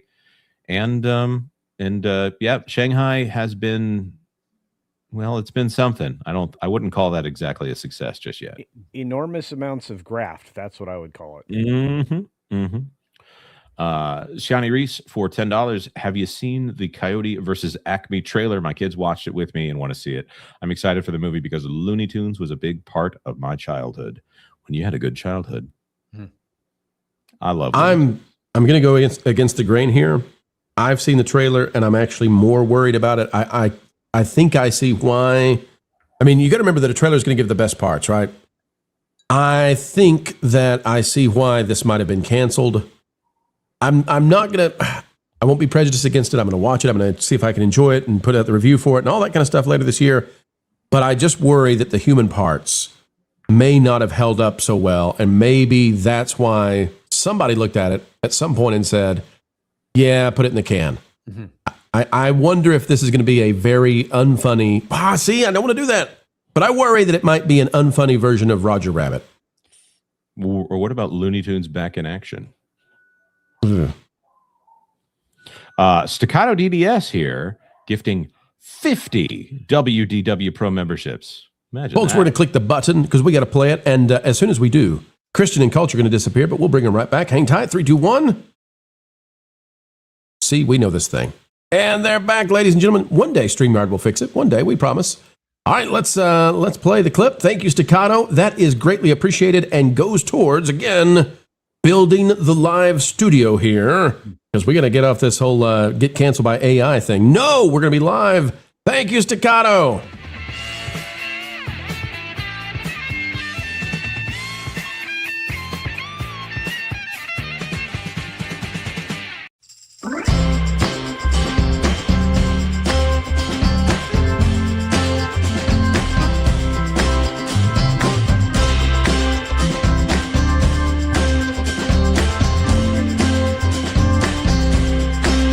Perfect. Wahoo indeed. Thank you, Staccato. And Staccato, we'd love for you to join us next Monday, because this coming Monday, we'll be doing the 400th episode of the Pro Show. Folks, join us for the 400th episode, and then Wilton's Legacy later in the week. Yep. Caveat ties for $2. Whenever Culture is here, we get some Veggie Tales. That's true. They're like And then fish he's not curry, here. but they're about large potatoes. I'm worried he's becoming the pirate that doesn't do anything. And Paul, 12,000 for $2. What will happen to Lorena and others? Not cool. Well, Could be very not cool. all the people I know should continue to be allowed to stream in the park. That's right. Everybody we know, you still get to do it, but the rest. No. Listen, I'm not taking a position on it. I gotta think it through some more. Yeah. All the people that I approve of, Disney should just ask me and I'll say yes, no, thumbs up, thumbs down. Jonas approved, not approved. Perfect system. Packing Protons for $5. New Star Trek movie by John Francis Daly and Jonathan Goldstein in development. Yes, those are the D&D guys, right? All right, let's see what they got. I haven't seen D&D yet, the Honor Among Thieves or whatever the name of it. It's not horrible. Yeah. So it's still spoken of well. You got to wait for that initial fog of, oh, we all are supposed to hate this. That can come from either the critics or the fans, and then find out how people talk about it after the fact. It wasn't without messaging. I didn't know. Also, Iron Man 2 is a great film, and everyone told me it was bad, so I don't believe them. Tender Warrior 68 gifted 5 WDW Pro memberships. Thank you, Tender Warrior. We appreciate you. You're keeping the lights on and the hamsters running on the wheel.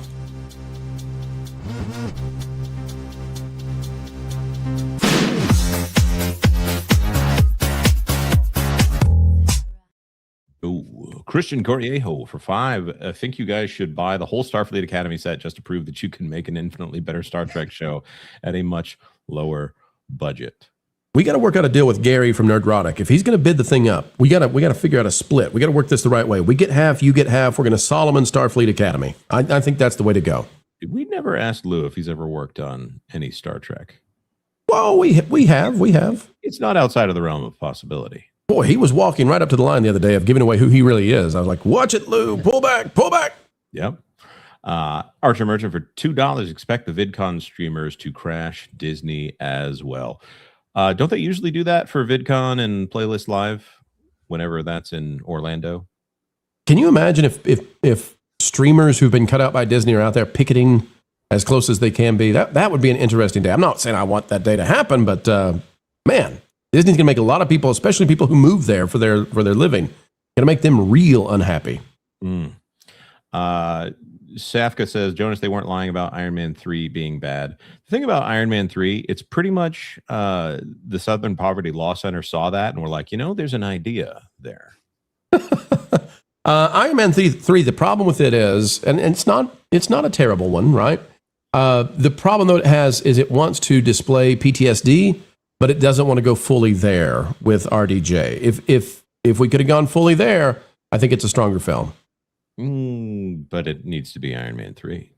That's right. Hey, folks, we hit the goal out there. Thank you so much. We're going to put the link out in the chat. If you're watching us on YouTube, you know what to do. Click on that link, a free monthly membership on the Patreon. Go grab it while you can. Click that link and get a membership to the Patreon right now. And thank you, folks, for the goal. WJB Daily for $2. No vlogs except Disney-approved vlogs. Or, alternatively, Jonas-approved. I think that's the way to do it. John's for $5. On the upside, that would stop people like that Lily individual. I don't know which person this is, but maybe it's Tilly. Sure, Tilly Norwood. Oh my! I'm writing a story on her right now. Siani Reese. She's not real, culture. She's not real. She's real in our hearts. Come on now. The no-knock situation will stop if the people who do it get caught and punished in a court of law. They should get punished. Yeah, you got to change the laws. I know right now that there's already a thing where you shouldn't make a false call or whatever, but it's not enough. These people are trying to get people deeply harmed, and that should be weighed in, and we just don't have the legislation there in most states to handle this change. Right. Albertus Magnus for $10. Guys, I'm old. I can't go to Disneyland 6 times a year anymore. I watch live streams from polite and considerate streamers. Most make enough to cover the expense of streaming and little more. I would argue a lot of them don't even make enough to cover the expense of streaming. Well, that's the Pareto principle, right? So the very few make the vast majority of the money in any endeavor. The small minority gets the majority of success. Now, we can talk about why that is, but you're exactly right. Let's say 80 to 90% of the streamers are either not making anything or just enough to cover their expenses. It's the very few who go beyond. And sometimes, unfortunately, I'm not trying to paint too broadly with this, but there is some percentage in that top 10, top 5, top 1% that are kind of obnoxious and push their way to the front to make sure they get all the advantages and that sort of stuff. It's not everybody. We want good people to win, and good people do win often. But just be aware that sometimes the people who are desperate for success and desperate for attention will do stuff like these antics we've seen at Disneyland, and they can be the problem. Detail Devil for $2. Saw Project Hail Mary with director's commentary, AirPods plus Theater Ears app. I'm sure they were glad to feel all of your feelings inside. Let us know if the box office read your thoughts. I think that's great. By the way, that's a Spanish translation app that they're using for an off-label purpose, which I love that. So. Yeah, and I'll say I'm jealous because I want to do that, and I have not had the chance to do so yet. Yep. Let's see here. First Dragon Queen for $5. As soon as I type this, goal will be achieved. Yes. And it was indeed. Thank you, Dragon Queen. And the link is out there again in the chat, folks. Click it. Get a free month of Patreon membership. I like this one. Alberta's Magnus for $5. Punish bad behavior, not streaming. Not difficult. Principled. I like it. Fair enough. All right, we got one more Disney park story, folks, before we go back to Holly Weird. Hang tight. This one is one of the biggest stories we have seen in a long, long time, especially for the Disney company. We'll talk about it right now.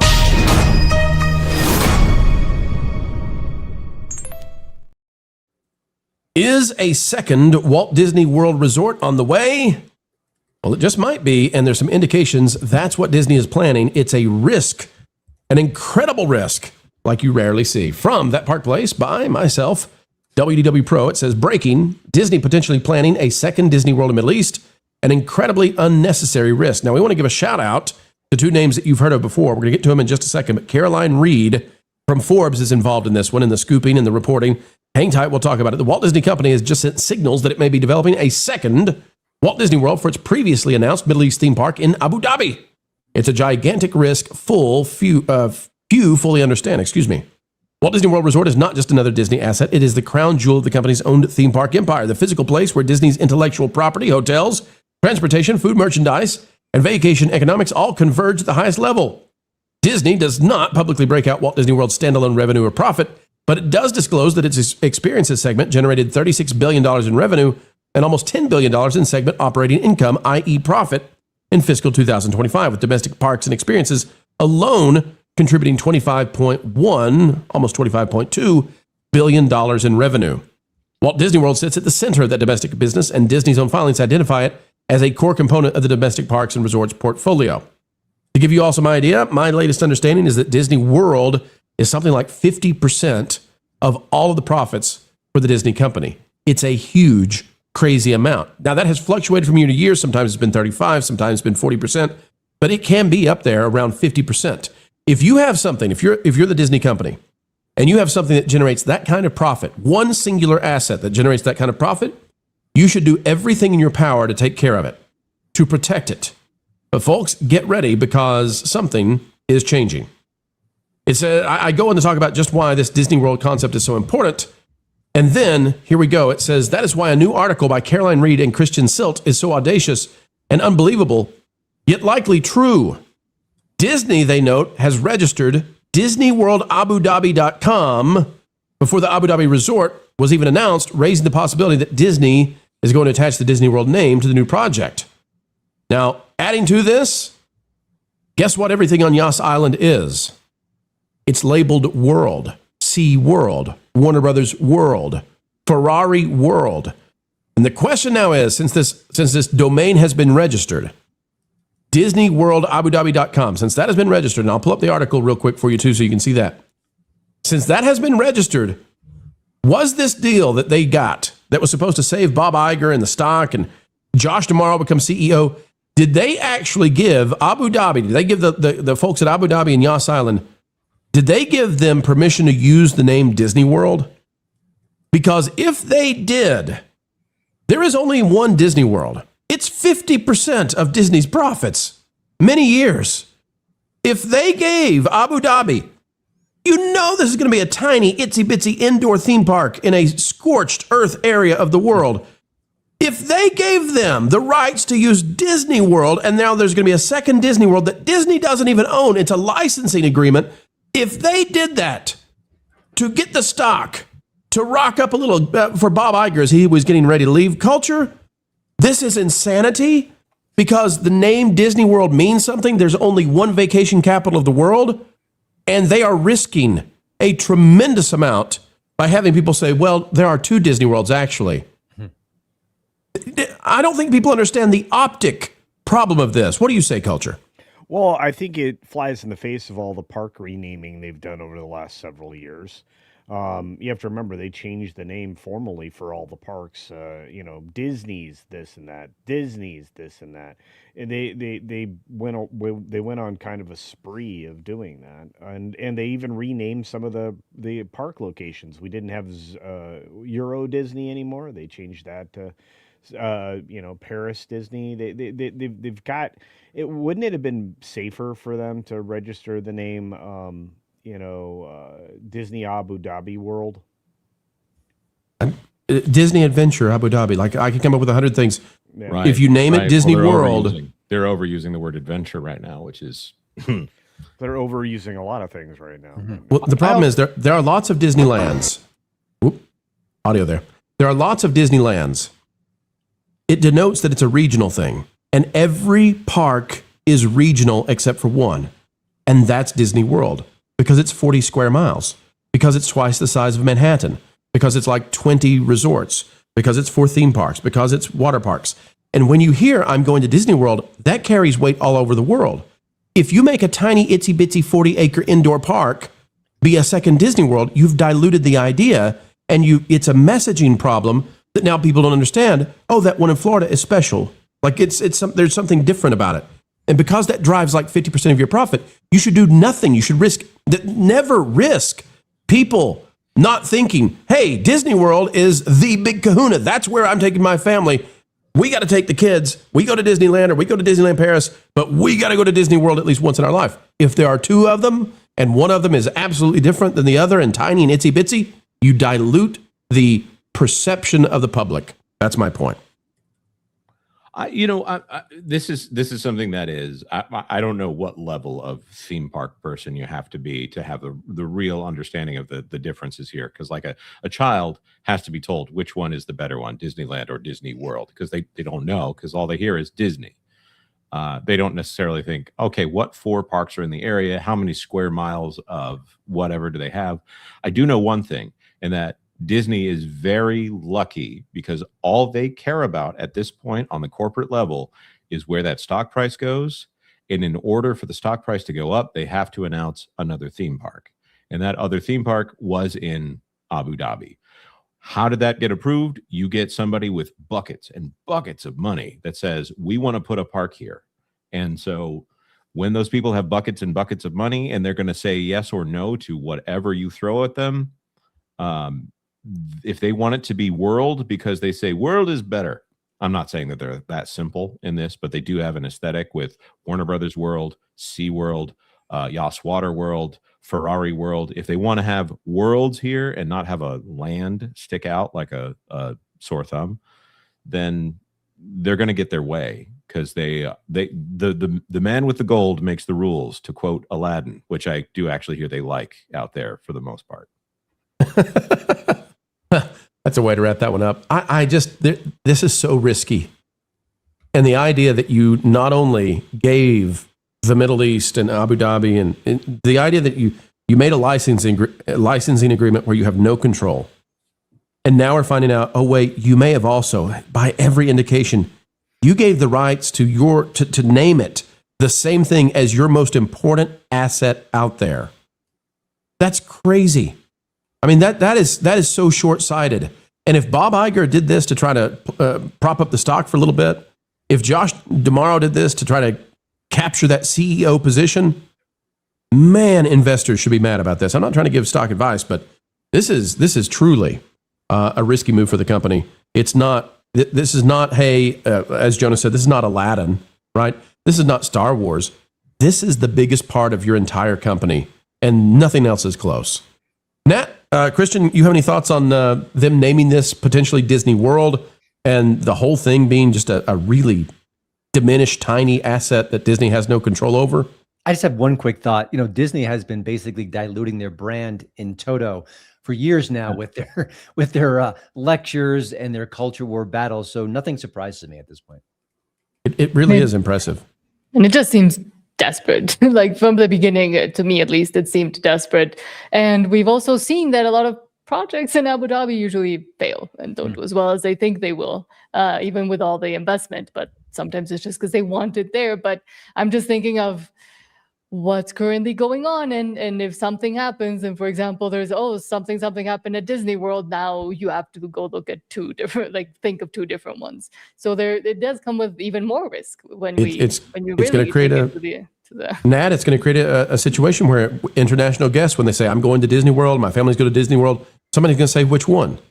Well, there's only one that's 40 square miles that the company owns that drives half of their profits, and the other one is going to be this little licensing agreement that they don't own, that they don't have any control over it. It's just, it sends them some tiny percentage of the total revenues, and it's like, way to go, Disney. That's a great idea. Yep, that'll work out well.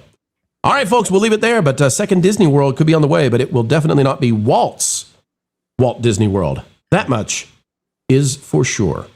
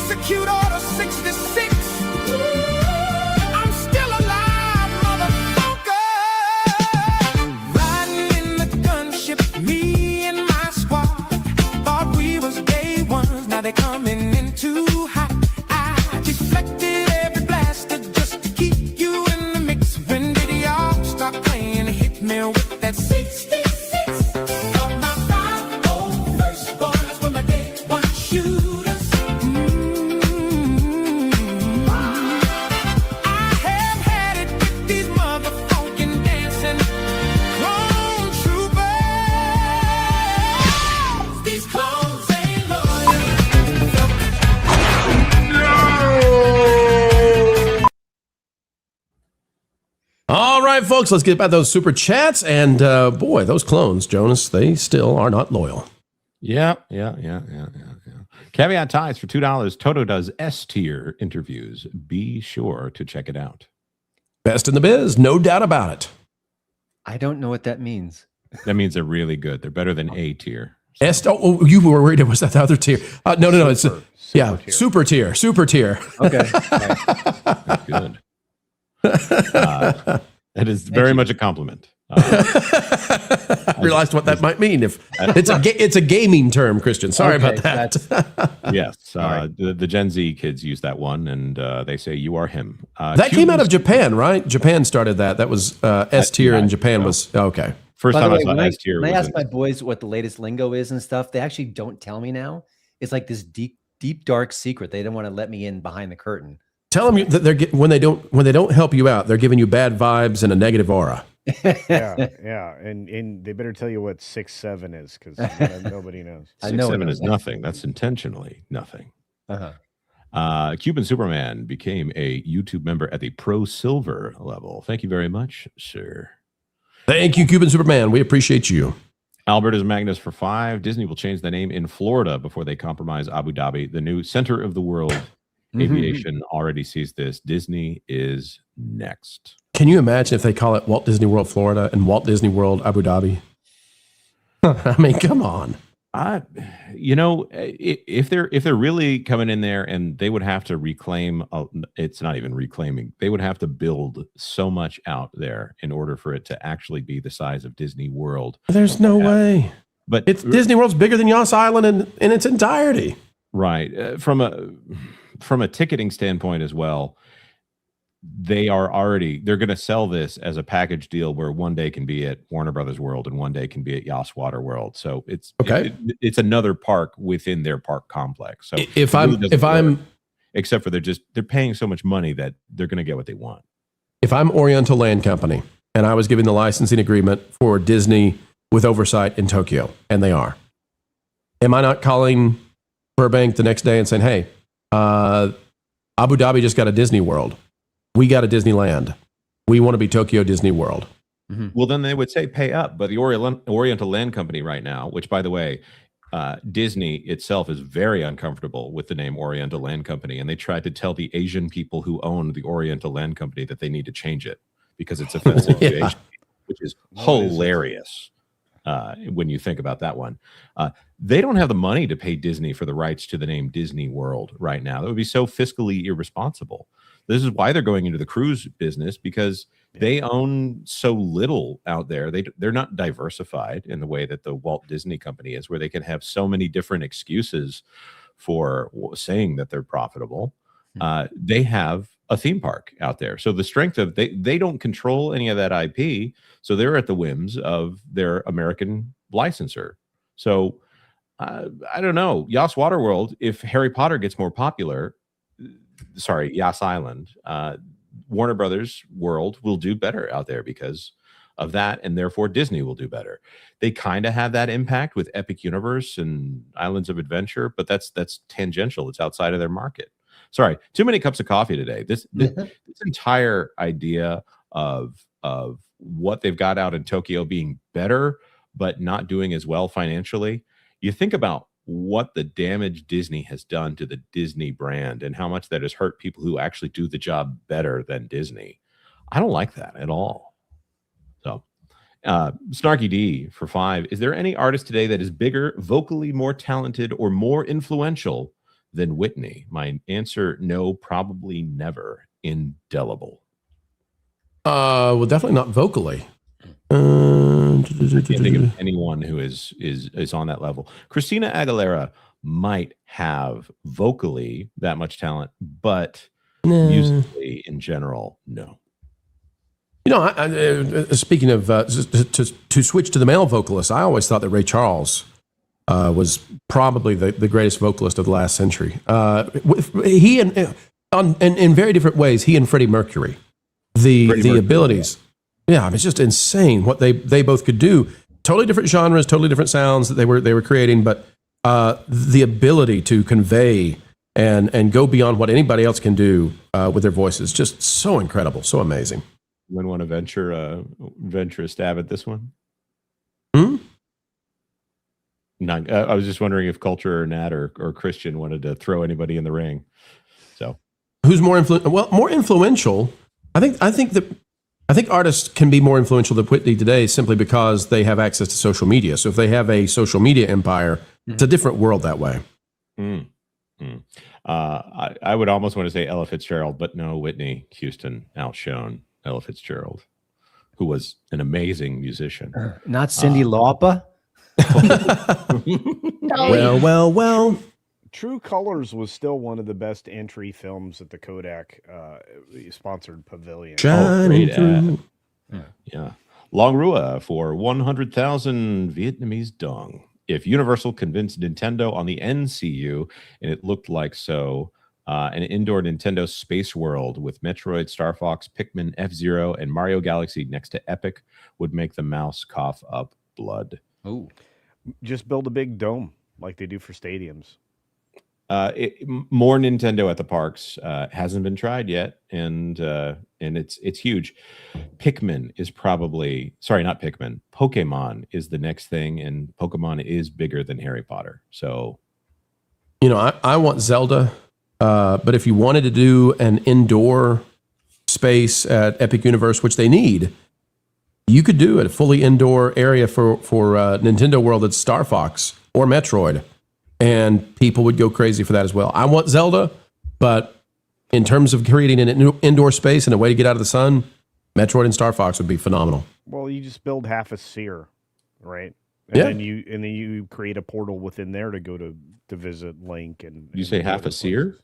Half a sphere. Sphere. Like those giant, ugly, money-losing balls. Yeah. We'll move on from the Vietnamese chat at the same time. Kalioth for $2. Plava Laguna, Fifth Element, better than Whitney. Are you kidding me? Are you kidding? Actually, it was an amazing synthetic performance. No, there are only 14 synthetic notes in that entire. Yes, and they're all in a 2-second span. Right. Yeah. What was it? Who was it that stole? It was the Star Cruiser stole the idea of Plava Laguna for Shilly JD, member for 4. I like that avatar. Just call it World of Disney Abu Dhabi. Keep up the good work. I have no problem. They should. With that would work. That's yeah, good. it's a good idea. All right, folks, we're going to return to the weird world of Hollywood. And it turns out that even the trades now are claiming, things are not going well. You remember, guys, when they used to say, learn to code? What if I told you now the Hollywood Reporter is saying, learn to Home Depot?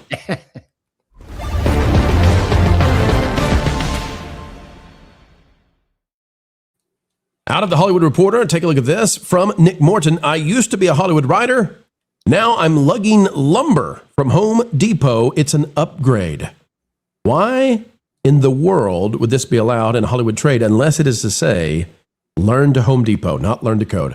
It says in the latest in the Hollywood Reporter's series about life after Hollywood, a former TV and film scribe undergoes a gut renovation as he settles into a second career as a construction worker. This is the kind of stuff right now for folks who do not understand just how devastating it has been in SoCal when it comes to entertainment production. These are the kinds of stories happening. They're not talking about the next big era, the next golden era, when will it arrive? They're talking about, what do you do to survive? Oh, you're not going to be part of the entertainment industry anymore? Go work for Home Depot. This is something. It says it's 5:45 a.m. on a Tuesday. And the Home Depot on Sunset Boulevard in Hollywood is already bustling.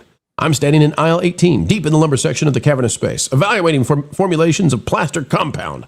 I've been sitting here to get a 50-pound bag of 40-minute, a box of red dot, box of green dot, a roll of drywall tape, and a roll of frog tape. To be clear, I don't know what any of these things are. The last time I was up this early for work, I was on the set of Cooper's Bar.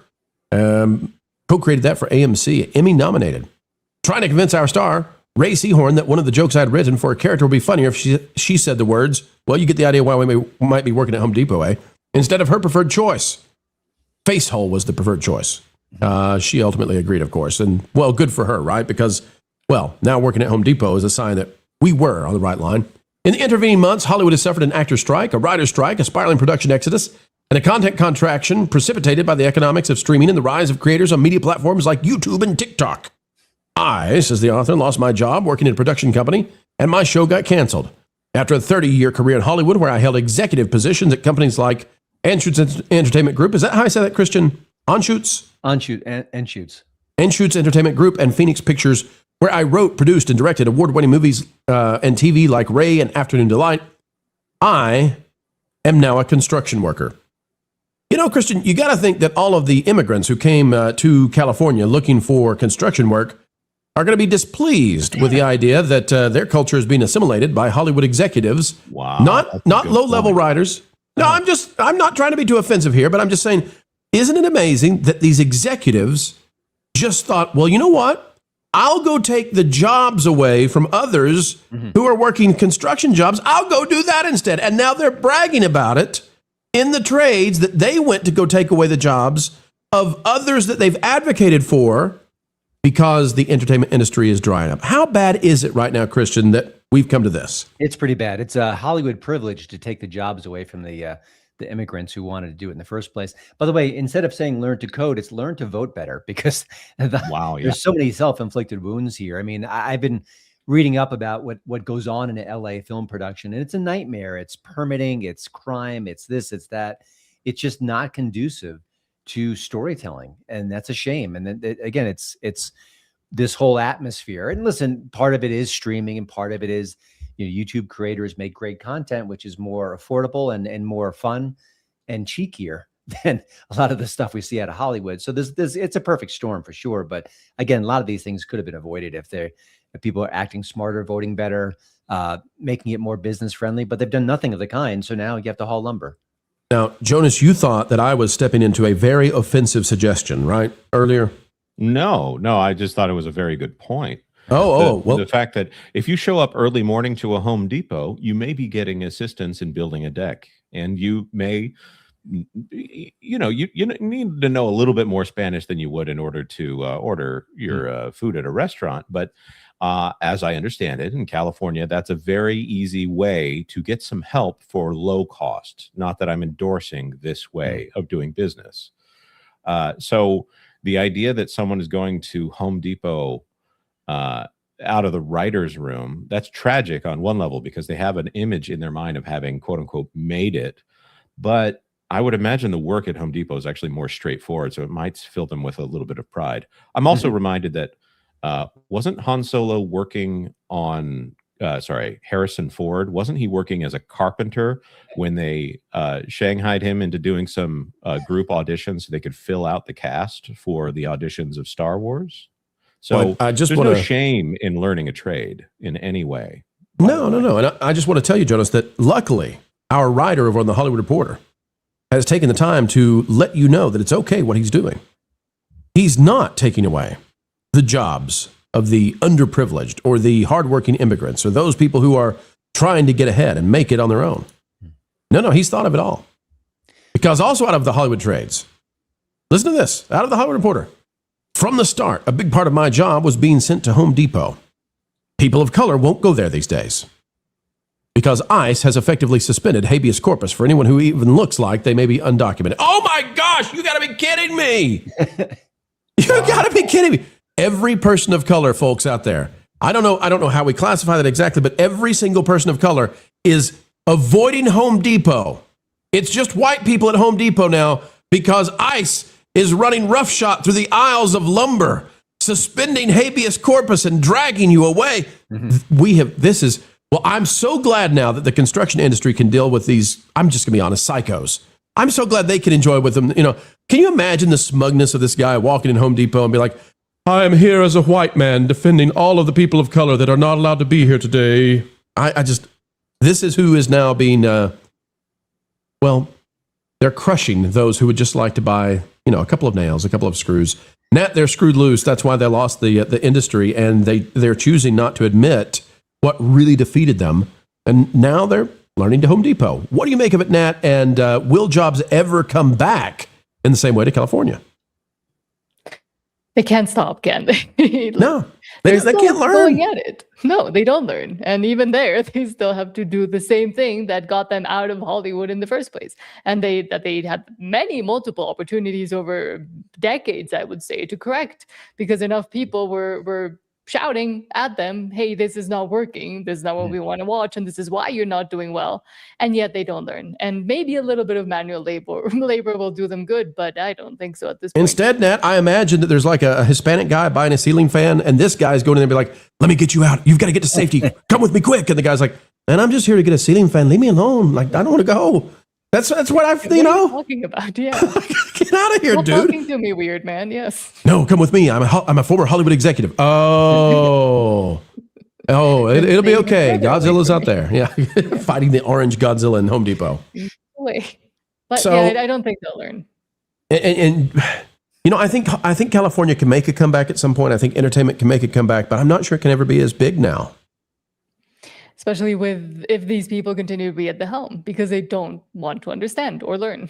And as Christian said, the voting as well. Like, you got yourselves into this mess. The only way to get yourselves out of it is by coming to the realization of the actual errors of your ways. Which Is it escapable though now, or have we hit the point where I don't know what it's going to take for California to get out of this? Because now it went so far to one side that side has placed impediments to ever make the changes in the opposite direction again. And also the issue is that there are many Hollywoods springing up elsewhere in Dallas and in Nashville, other parts of the country. So they're picking up the slack and they have much more business friendly arenas to work in. So even if LA were to make a comeback of sorts, it's going to be bleeding out to other parts of the country. And I think, that it's good to have a disbursement. I think that's good. It'll probably be more authentic to the rest of the country. Yeah. But, I don't want to celebrate the kind of things we're seeing in Hollywood. I know that the decisions that were made, if they had just listened to what the market was saying, they'd be okay. I get that people smiling in their white pickup truck, like this. I get just the audacity of it. But culture, I still don't want to celebrate, this happening. But at the same time, I'm curious, why do you think they're allowing these kinds of articles in the trades? It really is it's kind of pathetic. I mean, it's a little bit sad. Well, I mean, they're just confronting something, honestly, for a change at PMC Media. You have to remember that as one of the 3 trades that are owned by the same group, that, they're going to have to disagree with each other from time to time, or else they won't be perceived as being realistic. We've reached the point of no return when it comes to Hollywood, unfortunately, and you don't have to agree with me, but you do have to understand that 50% of production starts are gone. California is no longer the center of content creation, whether it be for film or television or even music these days. In fact, people are headed towards Atlanta and many other places across the country, Nashville included, to record and make that kind of culture. Hollywood's just being outsourced, but it doesn't necessarily have to leave the country. It can go almost anywhere and do better, which is why the state is in a position where they're going to have to reevaluate what the tax credit situation looks like. And LA right now, Film LA, is trying to figure out how to get people to make things there. They actually, for small productions, are going to reduce fees or eliminate them completely for small productions. But if you're a big guy, you get no deal. And that's just inverse thinking. They should be trying to bring more things to the, to downtown LA or the 18 blocks that make up Hollywood, and they're so backwards. Their politics are poor when it comes to this. They've increased costs with the various union negotiations, and they didn't address AI, which is, and like I said, I'm writing an article on right now, when they should have, which would have helped, buy them more time. But that's all that's happening right now, in my perception, that everything they're doing right now is to buy slightly more time before the absolute eclipse occurs. And it's going to be brutal. One quick thought. I didn't read the whole article. What was the upgrade part of it? Is he happier now that he's doing this work? Hang on. Let's go to the end of it. I don't think he's happy, but he's accepted of it, if I remember right. Here, look at him. Got his bag of concrete. He's so happy. Let's go down to the bottom. I want to scream out in frustration. I want to cry. I don't think this is going well.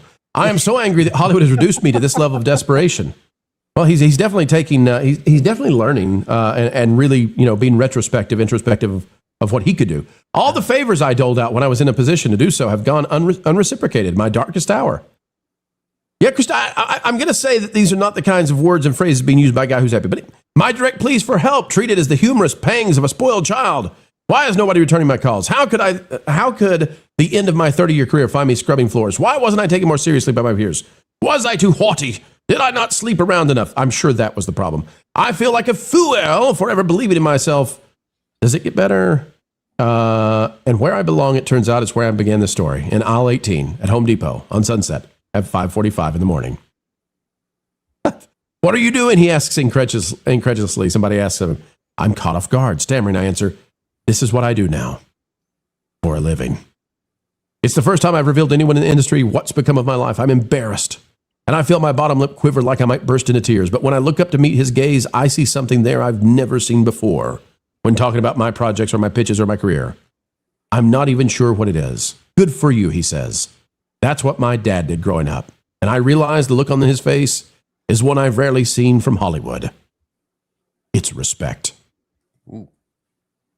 There's your big finding out. There you go, folks. You let us know, though. We put this poll out there. This author says there are no people of color at Home Depot or Lowe's because of pure fear. They'll be ransacked and ran out of there, taken across the border by the feds. The poll says, have you seen a person of color at Home Depot or Lowe's lately? The options are yes. 2, I actually am a person of color and I go there. Or 3, no. So far, every single person has said, yes, you have seen a person of color at Home Depot or Lowe's. If you are such a person, or if you do see a person at Home Depot or Lowe's, please take the appropriate steps to protect those individuals. Sneak them out through the back if you have to. No, folks, they'll be okay. You're okay. It's going to be okay. We'll get through this together, along with the Hollywood execs who are learning. Well, maybe not the right lesson, but a lesson as they learn to Home Depot.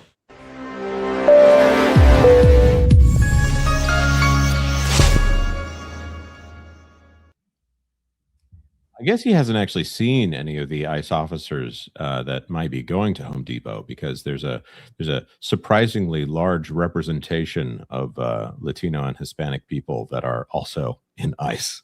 I have found that ICE is typically hiding behind the spackle or the grout. You really got to watch out for those aisles. I just go to the freezer and get my ice. Oh boy! Oh, Juliet for £2. J.K. Rowling, Elon Musk team up to create new studio. I'd like to see that, and that doesn't sound. I don't think they get along on 99%, but who knows? We'll see. Yeah, I'm sure that Elon Musk's son wouldn't be a fan of that one. Long Rua for 20,000 more. Didn't peg Lou as someone in high visibility vest. Culture gets that. Okay. All right. England DG for $2. No ice. Ban irritating creative entertainers. I also noticed the guy's writing for Hollywood Reporter, so he's still got some avenues left for him. Maybe the Hollywood Reporter isn't paying very well. Somebody returned his call. Yeah. Albertus Magnus for $5. Do I detect a touch of white man's burden in our lumber hauling writer friend who is taking a job from undocumented foreign nationals? That's right. That's the soft bigotry, where the white guy who wants to be empathetic to people he views as people of color, he views them as in need of his protection as a white man. You know what that sounds like to me? Well, you all know what that sounds like. I feel sorry for everybody in that story. Both the people who have to deal with him and him having to deal with him. I feel sorry for everybody. The condescension is disgusting. It was thick, man. And we want to be nice to everybody and give everybody a fair shot. And who knows, maybe we'd like him a lot if we knew him in real life, but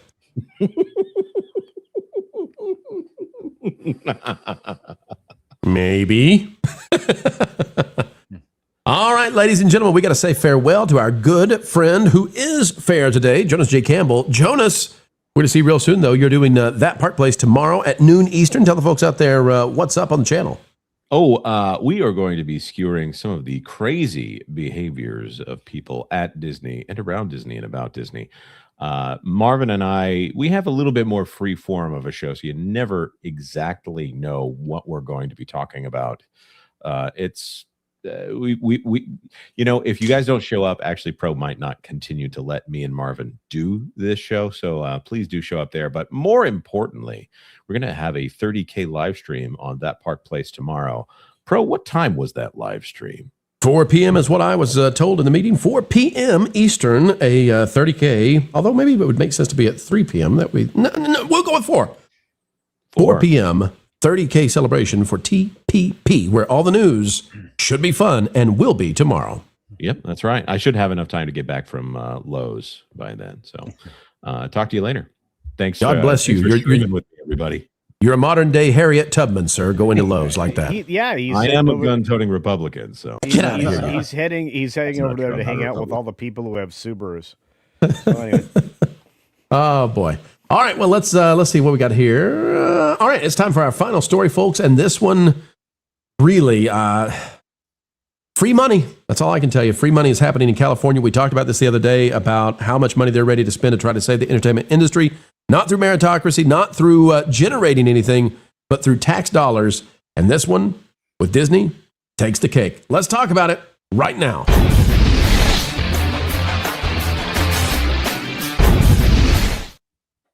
The Walt Disney Company is getting a whole bunch of free money. And isn't that not too funny for taxpayers? Variety is reporting this. Gene Manow, Simpsons Movie 2, or just The Simpsons 2, to receive $22 million as California starts funding animation.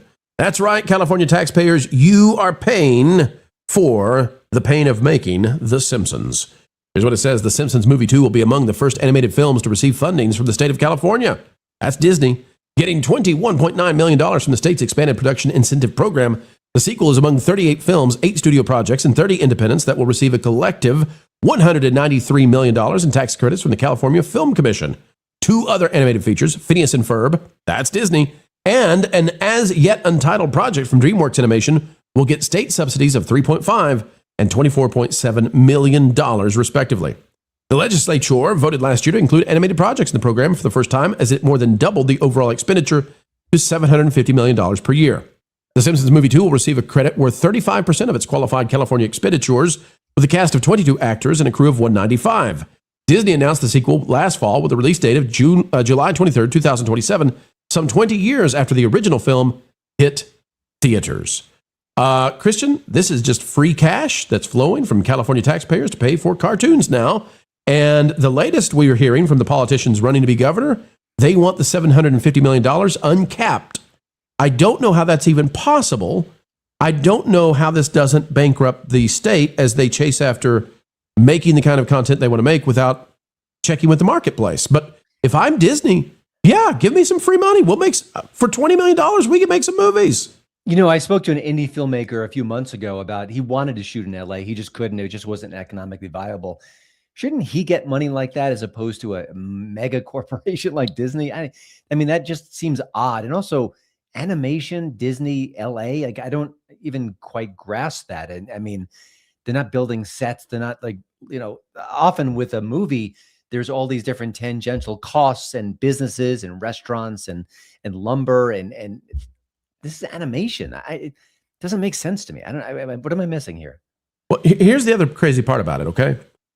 So it's being quote unquote produced in California. Okay. It's being produced by 20th Century Studios, which is located in California. However, the animation part of this, I cannot imagine that it's happening in California because I'm pretty sure that all the animation for The Simpsons takes place overseas. That's what I thought too. So then what this would be is they're literally getting the tax money, the free tax money, right? They're literally getting that to cover the expenses of like of managerial stuff, of voiceover stuff, like not the actual even animation. So this isn't saving animation jobs or keeping that in California. This is just free money, and because the company is technically located in California, here you go. And that's amazing because that's not saving anything whatsoever. I'm at a loss. I really am. Of all the productions to get this kind of largesse, it seems a very weird situation. But we must protect Harry Shearer at all costs. And maybe there's some sort of they're going to wrap him in bubble wrap or something just to make sure he's getting older now. You need his voice there. So I don't know. So my understanding is that The Simpsons and the movie will be animated by ACOM Production Company. That's AKOM, ACOM Production Company in South Korea. So California taxpayers, what a play by Disney. What a play. California taxpayers are paying $20 million for something that's going to be made, essentially, in Korea. That's incredible. It's incredibly stupid by California, but it's incredible by Disney to get this kind of, Nat, you can't make this stuff up. This is impressively bad, would you say? Well, it's like, please don't leave because of the policies we instituted and the type of ideology that permeates all over that is not responding, the marketplace is not responding to, but we're going to pay you to keep doing that. However, you're going to be doing it in Korea, but let's just hope the taxpayers don't find out. I want to change this title. Simpsons Movie 2 to receive $22 million as California starts funding Korean animation. That's what the situation is here. Culture, if this is the case, if California is going to start giving out free money, the next part of it is you've got all of these candidates for governor saying we got to uncap the 750. At that point, capitalism kind of ends in California. We're at the end game, right? Just give the money away and go make it wherever you want to make it. Does it have any kind of reflection on, the economy of California? Nope. Who cares? Just print them. Well, they can't print money yet. How are we going to do this? But they'll get money somehow. We'll get more money and we'll go into super negatives and the feds will bail us out eventually, right? The rest of the country will bail out, funding The Simpsons.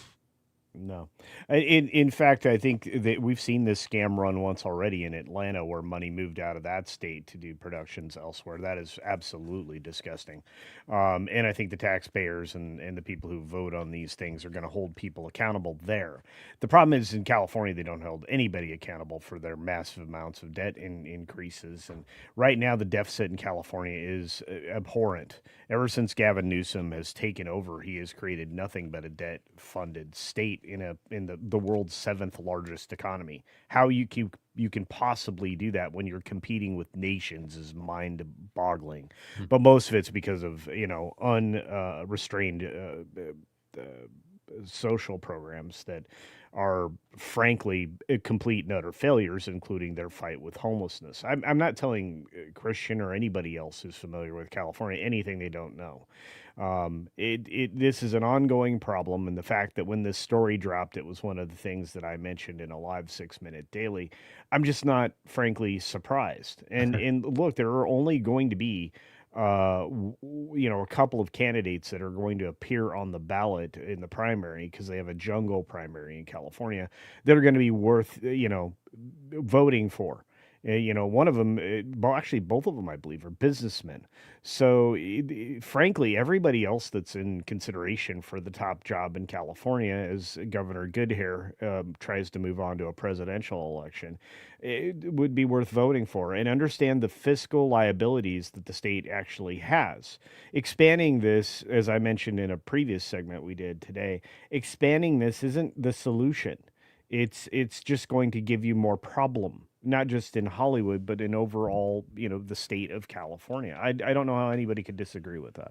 So, Christian, I need your help to understand this, please. Look at this, okay? I'm not making this up. The candidates are calling for eliminating the $750 million cap. Now, Christian, what I don't pragmatically understand, that's like calling for logic to cease. Christian, if I go to my wife and I say, hey, here's the budget for this month, and she says, here's the expenses for this month, and we come together and we talk about it. Christian, I don't think I can suggest to her, hey, we're just not going to have any, economics for the household. We're going to just spend unlimited amounts and see what happens. I don't know how you can uncap the budget for giving free money away to studios. I don't know how that even functions. Well, I agree, but we can't live in a world without the Simpsons movie too, though. So, Well, you're right. Let's, put it in perspective. What are we doing here, guys? We got to get our priorities straight. We got to save Homer. Spider Pig has a cost, and if it's the entire state of California, we got to do it, man. We got to do it. Christian, what would it even mean, though, to uncap? Like, are we 2 billion, 3 billion, 4 billion? Where does it go? Maybe there's hoping to get the bailout if the White House changes teams in 2 or 3 years. I guess so. Maybe you're right. Yeah, maybe that's the gamble. And they could be right. Who knows? But that transforms the industry then, okay? So people would come back to California if you uncap it completely. We're in crazy land, but we'll go there because that's what they're doing. Okay, so let's say that you uncap it. Let's say that the market still doesn't like the kind of stuff that you're making, and let's say that the kind of stuff you're making now is being influenced by California politicians because it would have to be, right? Because now you're on a subsidy. You're essentially being subsidized by the California state government. Okay. So if that's the case, the entire industry is transformed into promoting and projecting whatever it is that the California politicians giving the slush fund to them want you to say, but there's no market for that. So you're no longer worried about, again, we're out in crazy world. I know we are, but you're no longer worried about what the market says. You're worried about what politicians will do who can give you the free money that every decade before had to be earned through the box office or through streaming or through DVD or Blu-ray, whatever. Now that comes through. Did the politician like the pitch? Yeah, and also, listen, what Hollywood needs to do is make cheaper movies, find ways to be more efficient, more lean, and not rely on these massive budgets. That's the economic dream. But if they keep throwing money at it, then they're going to have these big budgets and not solve the problem that ultimately needs to be solved. Because at the same time, if we believe that AI is going to allow independent content creators to make, movies at a low cost, which it seems to be, right? So reduce the expenses by 99.9% or whatever it's going to be. It doesn't matter if you subsidize it. The market is going to react to the best stories. So you can't even save it with free billions and trillions of dollars. Even that won't save it as we go into this next era, I believe. Nat, let me get Nat in here. Nat, what are your thoughts on that? That even this is not enough. There's no amount that's enough to fix this unless they fix themselves. Exactly. But we also don't know where that money might actually be going. We know in California they have some issues, I will say, with accounting and where their train already is at billions. It would might jump to trillions, the train that they're still not done building. And who knows what they're wasting all that money on. But maybe it could also be some interesting accounting that they might want to use this funding of Hollywood that they know, because they have to know at this point that it's not going to work, and that probably AI and smaller creators will eat their lunch. And I think they're just going to try to save it by throwing money at it. Who knows where the money's going to go? And then we're just going to keep going in circles until, I don't know, it all collapses or something good comes out of it, which I'm very doubtful of. I think Homer will be the conductor on the train that never happens. It's just so skeezy. I mean, it's just so skeezy, because if you're doing a film production, we can at least say it's being made like it's been filmed in California, and that's how you get the money. If it's animation, we basically know all that animation is going overseas, and then we're into like managerial expenses, secretarial expenses, administration expenses, and voice acting. I guess the voice acting, $20 million voice acting. How about that? A lot of money. All right, folks. Who would have known? Who could have thought that it would be Disney that would get all that free taxpayer money? So if you're working hard in California and you're striving to pay the bills, just know the mouse is very happy with you right now for all that free cash. Thanks for the free cheese, says Disney.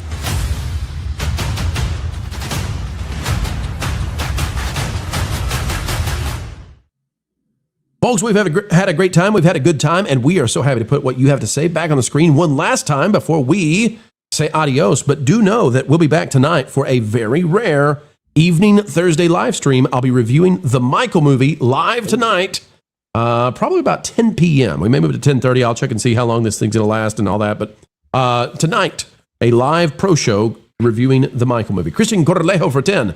I work at a Home Depot in California myself. As a lot associate, I've seen and assisted literally every kind of person imaginable here. I have also seen a whole lot of Teslas and Cybertrucks as well. Well, that will blow that exec's mind, okay? If you see a Mexican crew or a Guatemalan crew coming through with a Cybertruck, listen, logic explosion inside the brain. Albertus Magnus for 5. I live in California and I want all subsidies to stop, especially to Hollywood. It's like California takes my money to build the gallows to end me. Albertus, you'll be happy in knowing it's going to Disney. We've got Snarky out there dropping a 50. Look at that little fudge Dora. Snarky Stink Nugget for 50. It makes zero sense to me in an age of such advancement how society can decline so dramatically. History does tend to repeat itself, but we are better than much of the we are living through. History is invaluable in its lessons. Let's not ignore it. It has been quite disappointing to me to watch the level of propaganda rise on both sides in the last year and a half or so. Folks, I'm not trying to take any kind of position. I'm not speaking specifically to any particular thing or any particular channel on YouTube, but I agree. Getting the truth is quite difficult lately and maybe even harder now than ever, but that's what we are here to do. We're trying our best to approximate what's real, what's true every single time. Snarky, We can do it because of people like you, and we appreciate it, truly. Detail Devil for $1.99. Reed Studios scammed Georgia, filmed overseas. California the same? Yes, maybe. Georgia, though, scammed their taxpayers for $4 billion over 5 years. No strings attached, just give it to studios. That's something. That's amazing. That's what? 5-6 times more than what we're even talking about with California right now per year? Amazing. All right, Christian, you have a podcast everybody should be listening to, a website that everybody should be bookmarked to. Tell the folks out there what you do and what you're doing in the upcoming days, please. Yeah, when you're stuck with a name like Toto, you got to leverage it as much as possible. So I run HollywoodInToto.com, updated daily, and also the Hollywood in Toto podcast. The newest episode features Roger Simon, an Oscar-nominated screenwriter. He's got a new book out called Emmett, really tackling the rise of anti-Semitism in the country in a clever and unique way. So do check that out. And Christian, I want to thank you personally because it's been a joy watching you all through the years. I've been watching you going way back, and you have always held to trying to tell the truth about entertainment, and you've taken it seriously. You haven't just cynically said, well, I'm going to shill, but you've really been a great asset out there, and I just want to thank you for always having done that. People don't realize how much entertainment matters to culture and to where we're going. Well, I appreciate that, and I do want to shill, but no one can pay me. So I take it back. Once that check clears, I am out. So I will take the compliment for now. Oh boy, here come the envelopes. All right, Nat, tell the folks out there where you're at and what they can expect from your channel. Thank you so much, and thank you for having me on again, and thank you to all of you as well. I love sharing the panel with you, and we're at Nat and the Guy. We're at Nat and the Guy. We do a live show 6 days a week now, in the morning and in the evening, and we're talking all about Alberta independence and what's going on in Canada as well, but mostly Alberta independence. And finally, it's Culture Casinos time, sir. What's coming out this weekend on That Garden Place? Oh, yeah. We're working on a multi-tiered small garden setup for anybody's patio, townhome, or anything like that. We're also going to be talking about, I'm probably going to release a bonus video about making your own olla, which is a Spanish word for creating your own self-watering item that will work. Nat, is that true, or is he making up Spanish words again? I always worry. I don't garden, so I have no idea, but probably yes. Yeah, it's nothing fancy, but it's really easy to do, and it'll keep you'll save more than 70% on your water expenses for your plants and garden beds. So to me, it's important. Again, I'm a big permaculture advocate, so with that garden place, that's what's happening there. Otherwise, you're just going to get more of the same on the main channel, which again, we're trying to get to 50K. I've been trying to do that for almost a year now. The algorithm and the platform doesn't seem to like me much anymore. We love you, Culture. You're a fine-looking fellow. So double check the channel. Make sure you're still subscribed. If you haven't seen me for a while, decent chance you've been unsubscribed. And check out all the new material. Thank you guys all for being here. And do support the Hollywood in Toto. The website's great. I love what you've been doing for a long time. I think I say that every time I get to see you, Christian. So thank you. I appreciate it. Yeah. Bookmark it today. Folks, we got to get out of our way right now and move on over to the theaters to watch Michael. Christian, have you seen Michael yet? No, I had a minor medical hiccup earlier in the week and I missed the screenings. I'm fine, but I got to catch up with it. Okay. Well, we shall watch together, at least in spirit. Folks, join us tonight. We'll be reviewing Michael live after we get out of the theater. We'll see you real soon, and apologies, but we're leaving you with a spritzel. It's a super spring spritzel. Pedro's big year has Disney dropping. It's a super spring spritzel. Take down Star Wars, Avengers, oh please. They picked the wrong people. Even Bree said, nah, woke is collapsing. Theater snapping. It's a super spring spritzel. Oh, spring spritzel. Switch to Ryan Gosling. The mainstream media just can't understand how it is we continue to do what we do. They don't realize that we are powered by you, and you are... 1.21 gigawatts! 1.21 gigawatts! Folks, we've still got decades and decades left in the can. It drives the mainstream mad. Would it make you feel any better if you knew that what we're asking Matt here to do is a holy thing? You see, we're on a mission from God. We're on a mission from God. Now you're gonna put me right back in the joint. They're not gonna catch us. We're on a mission from God. So, folks, as we always say as we end each and every show here, and we mean it, keep learning, keep growing, and as always, keep having fun.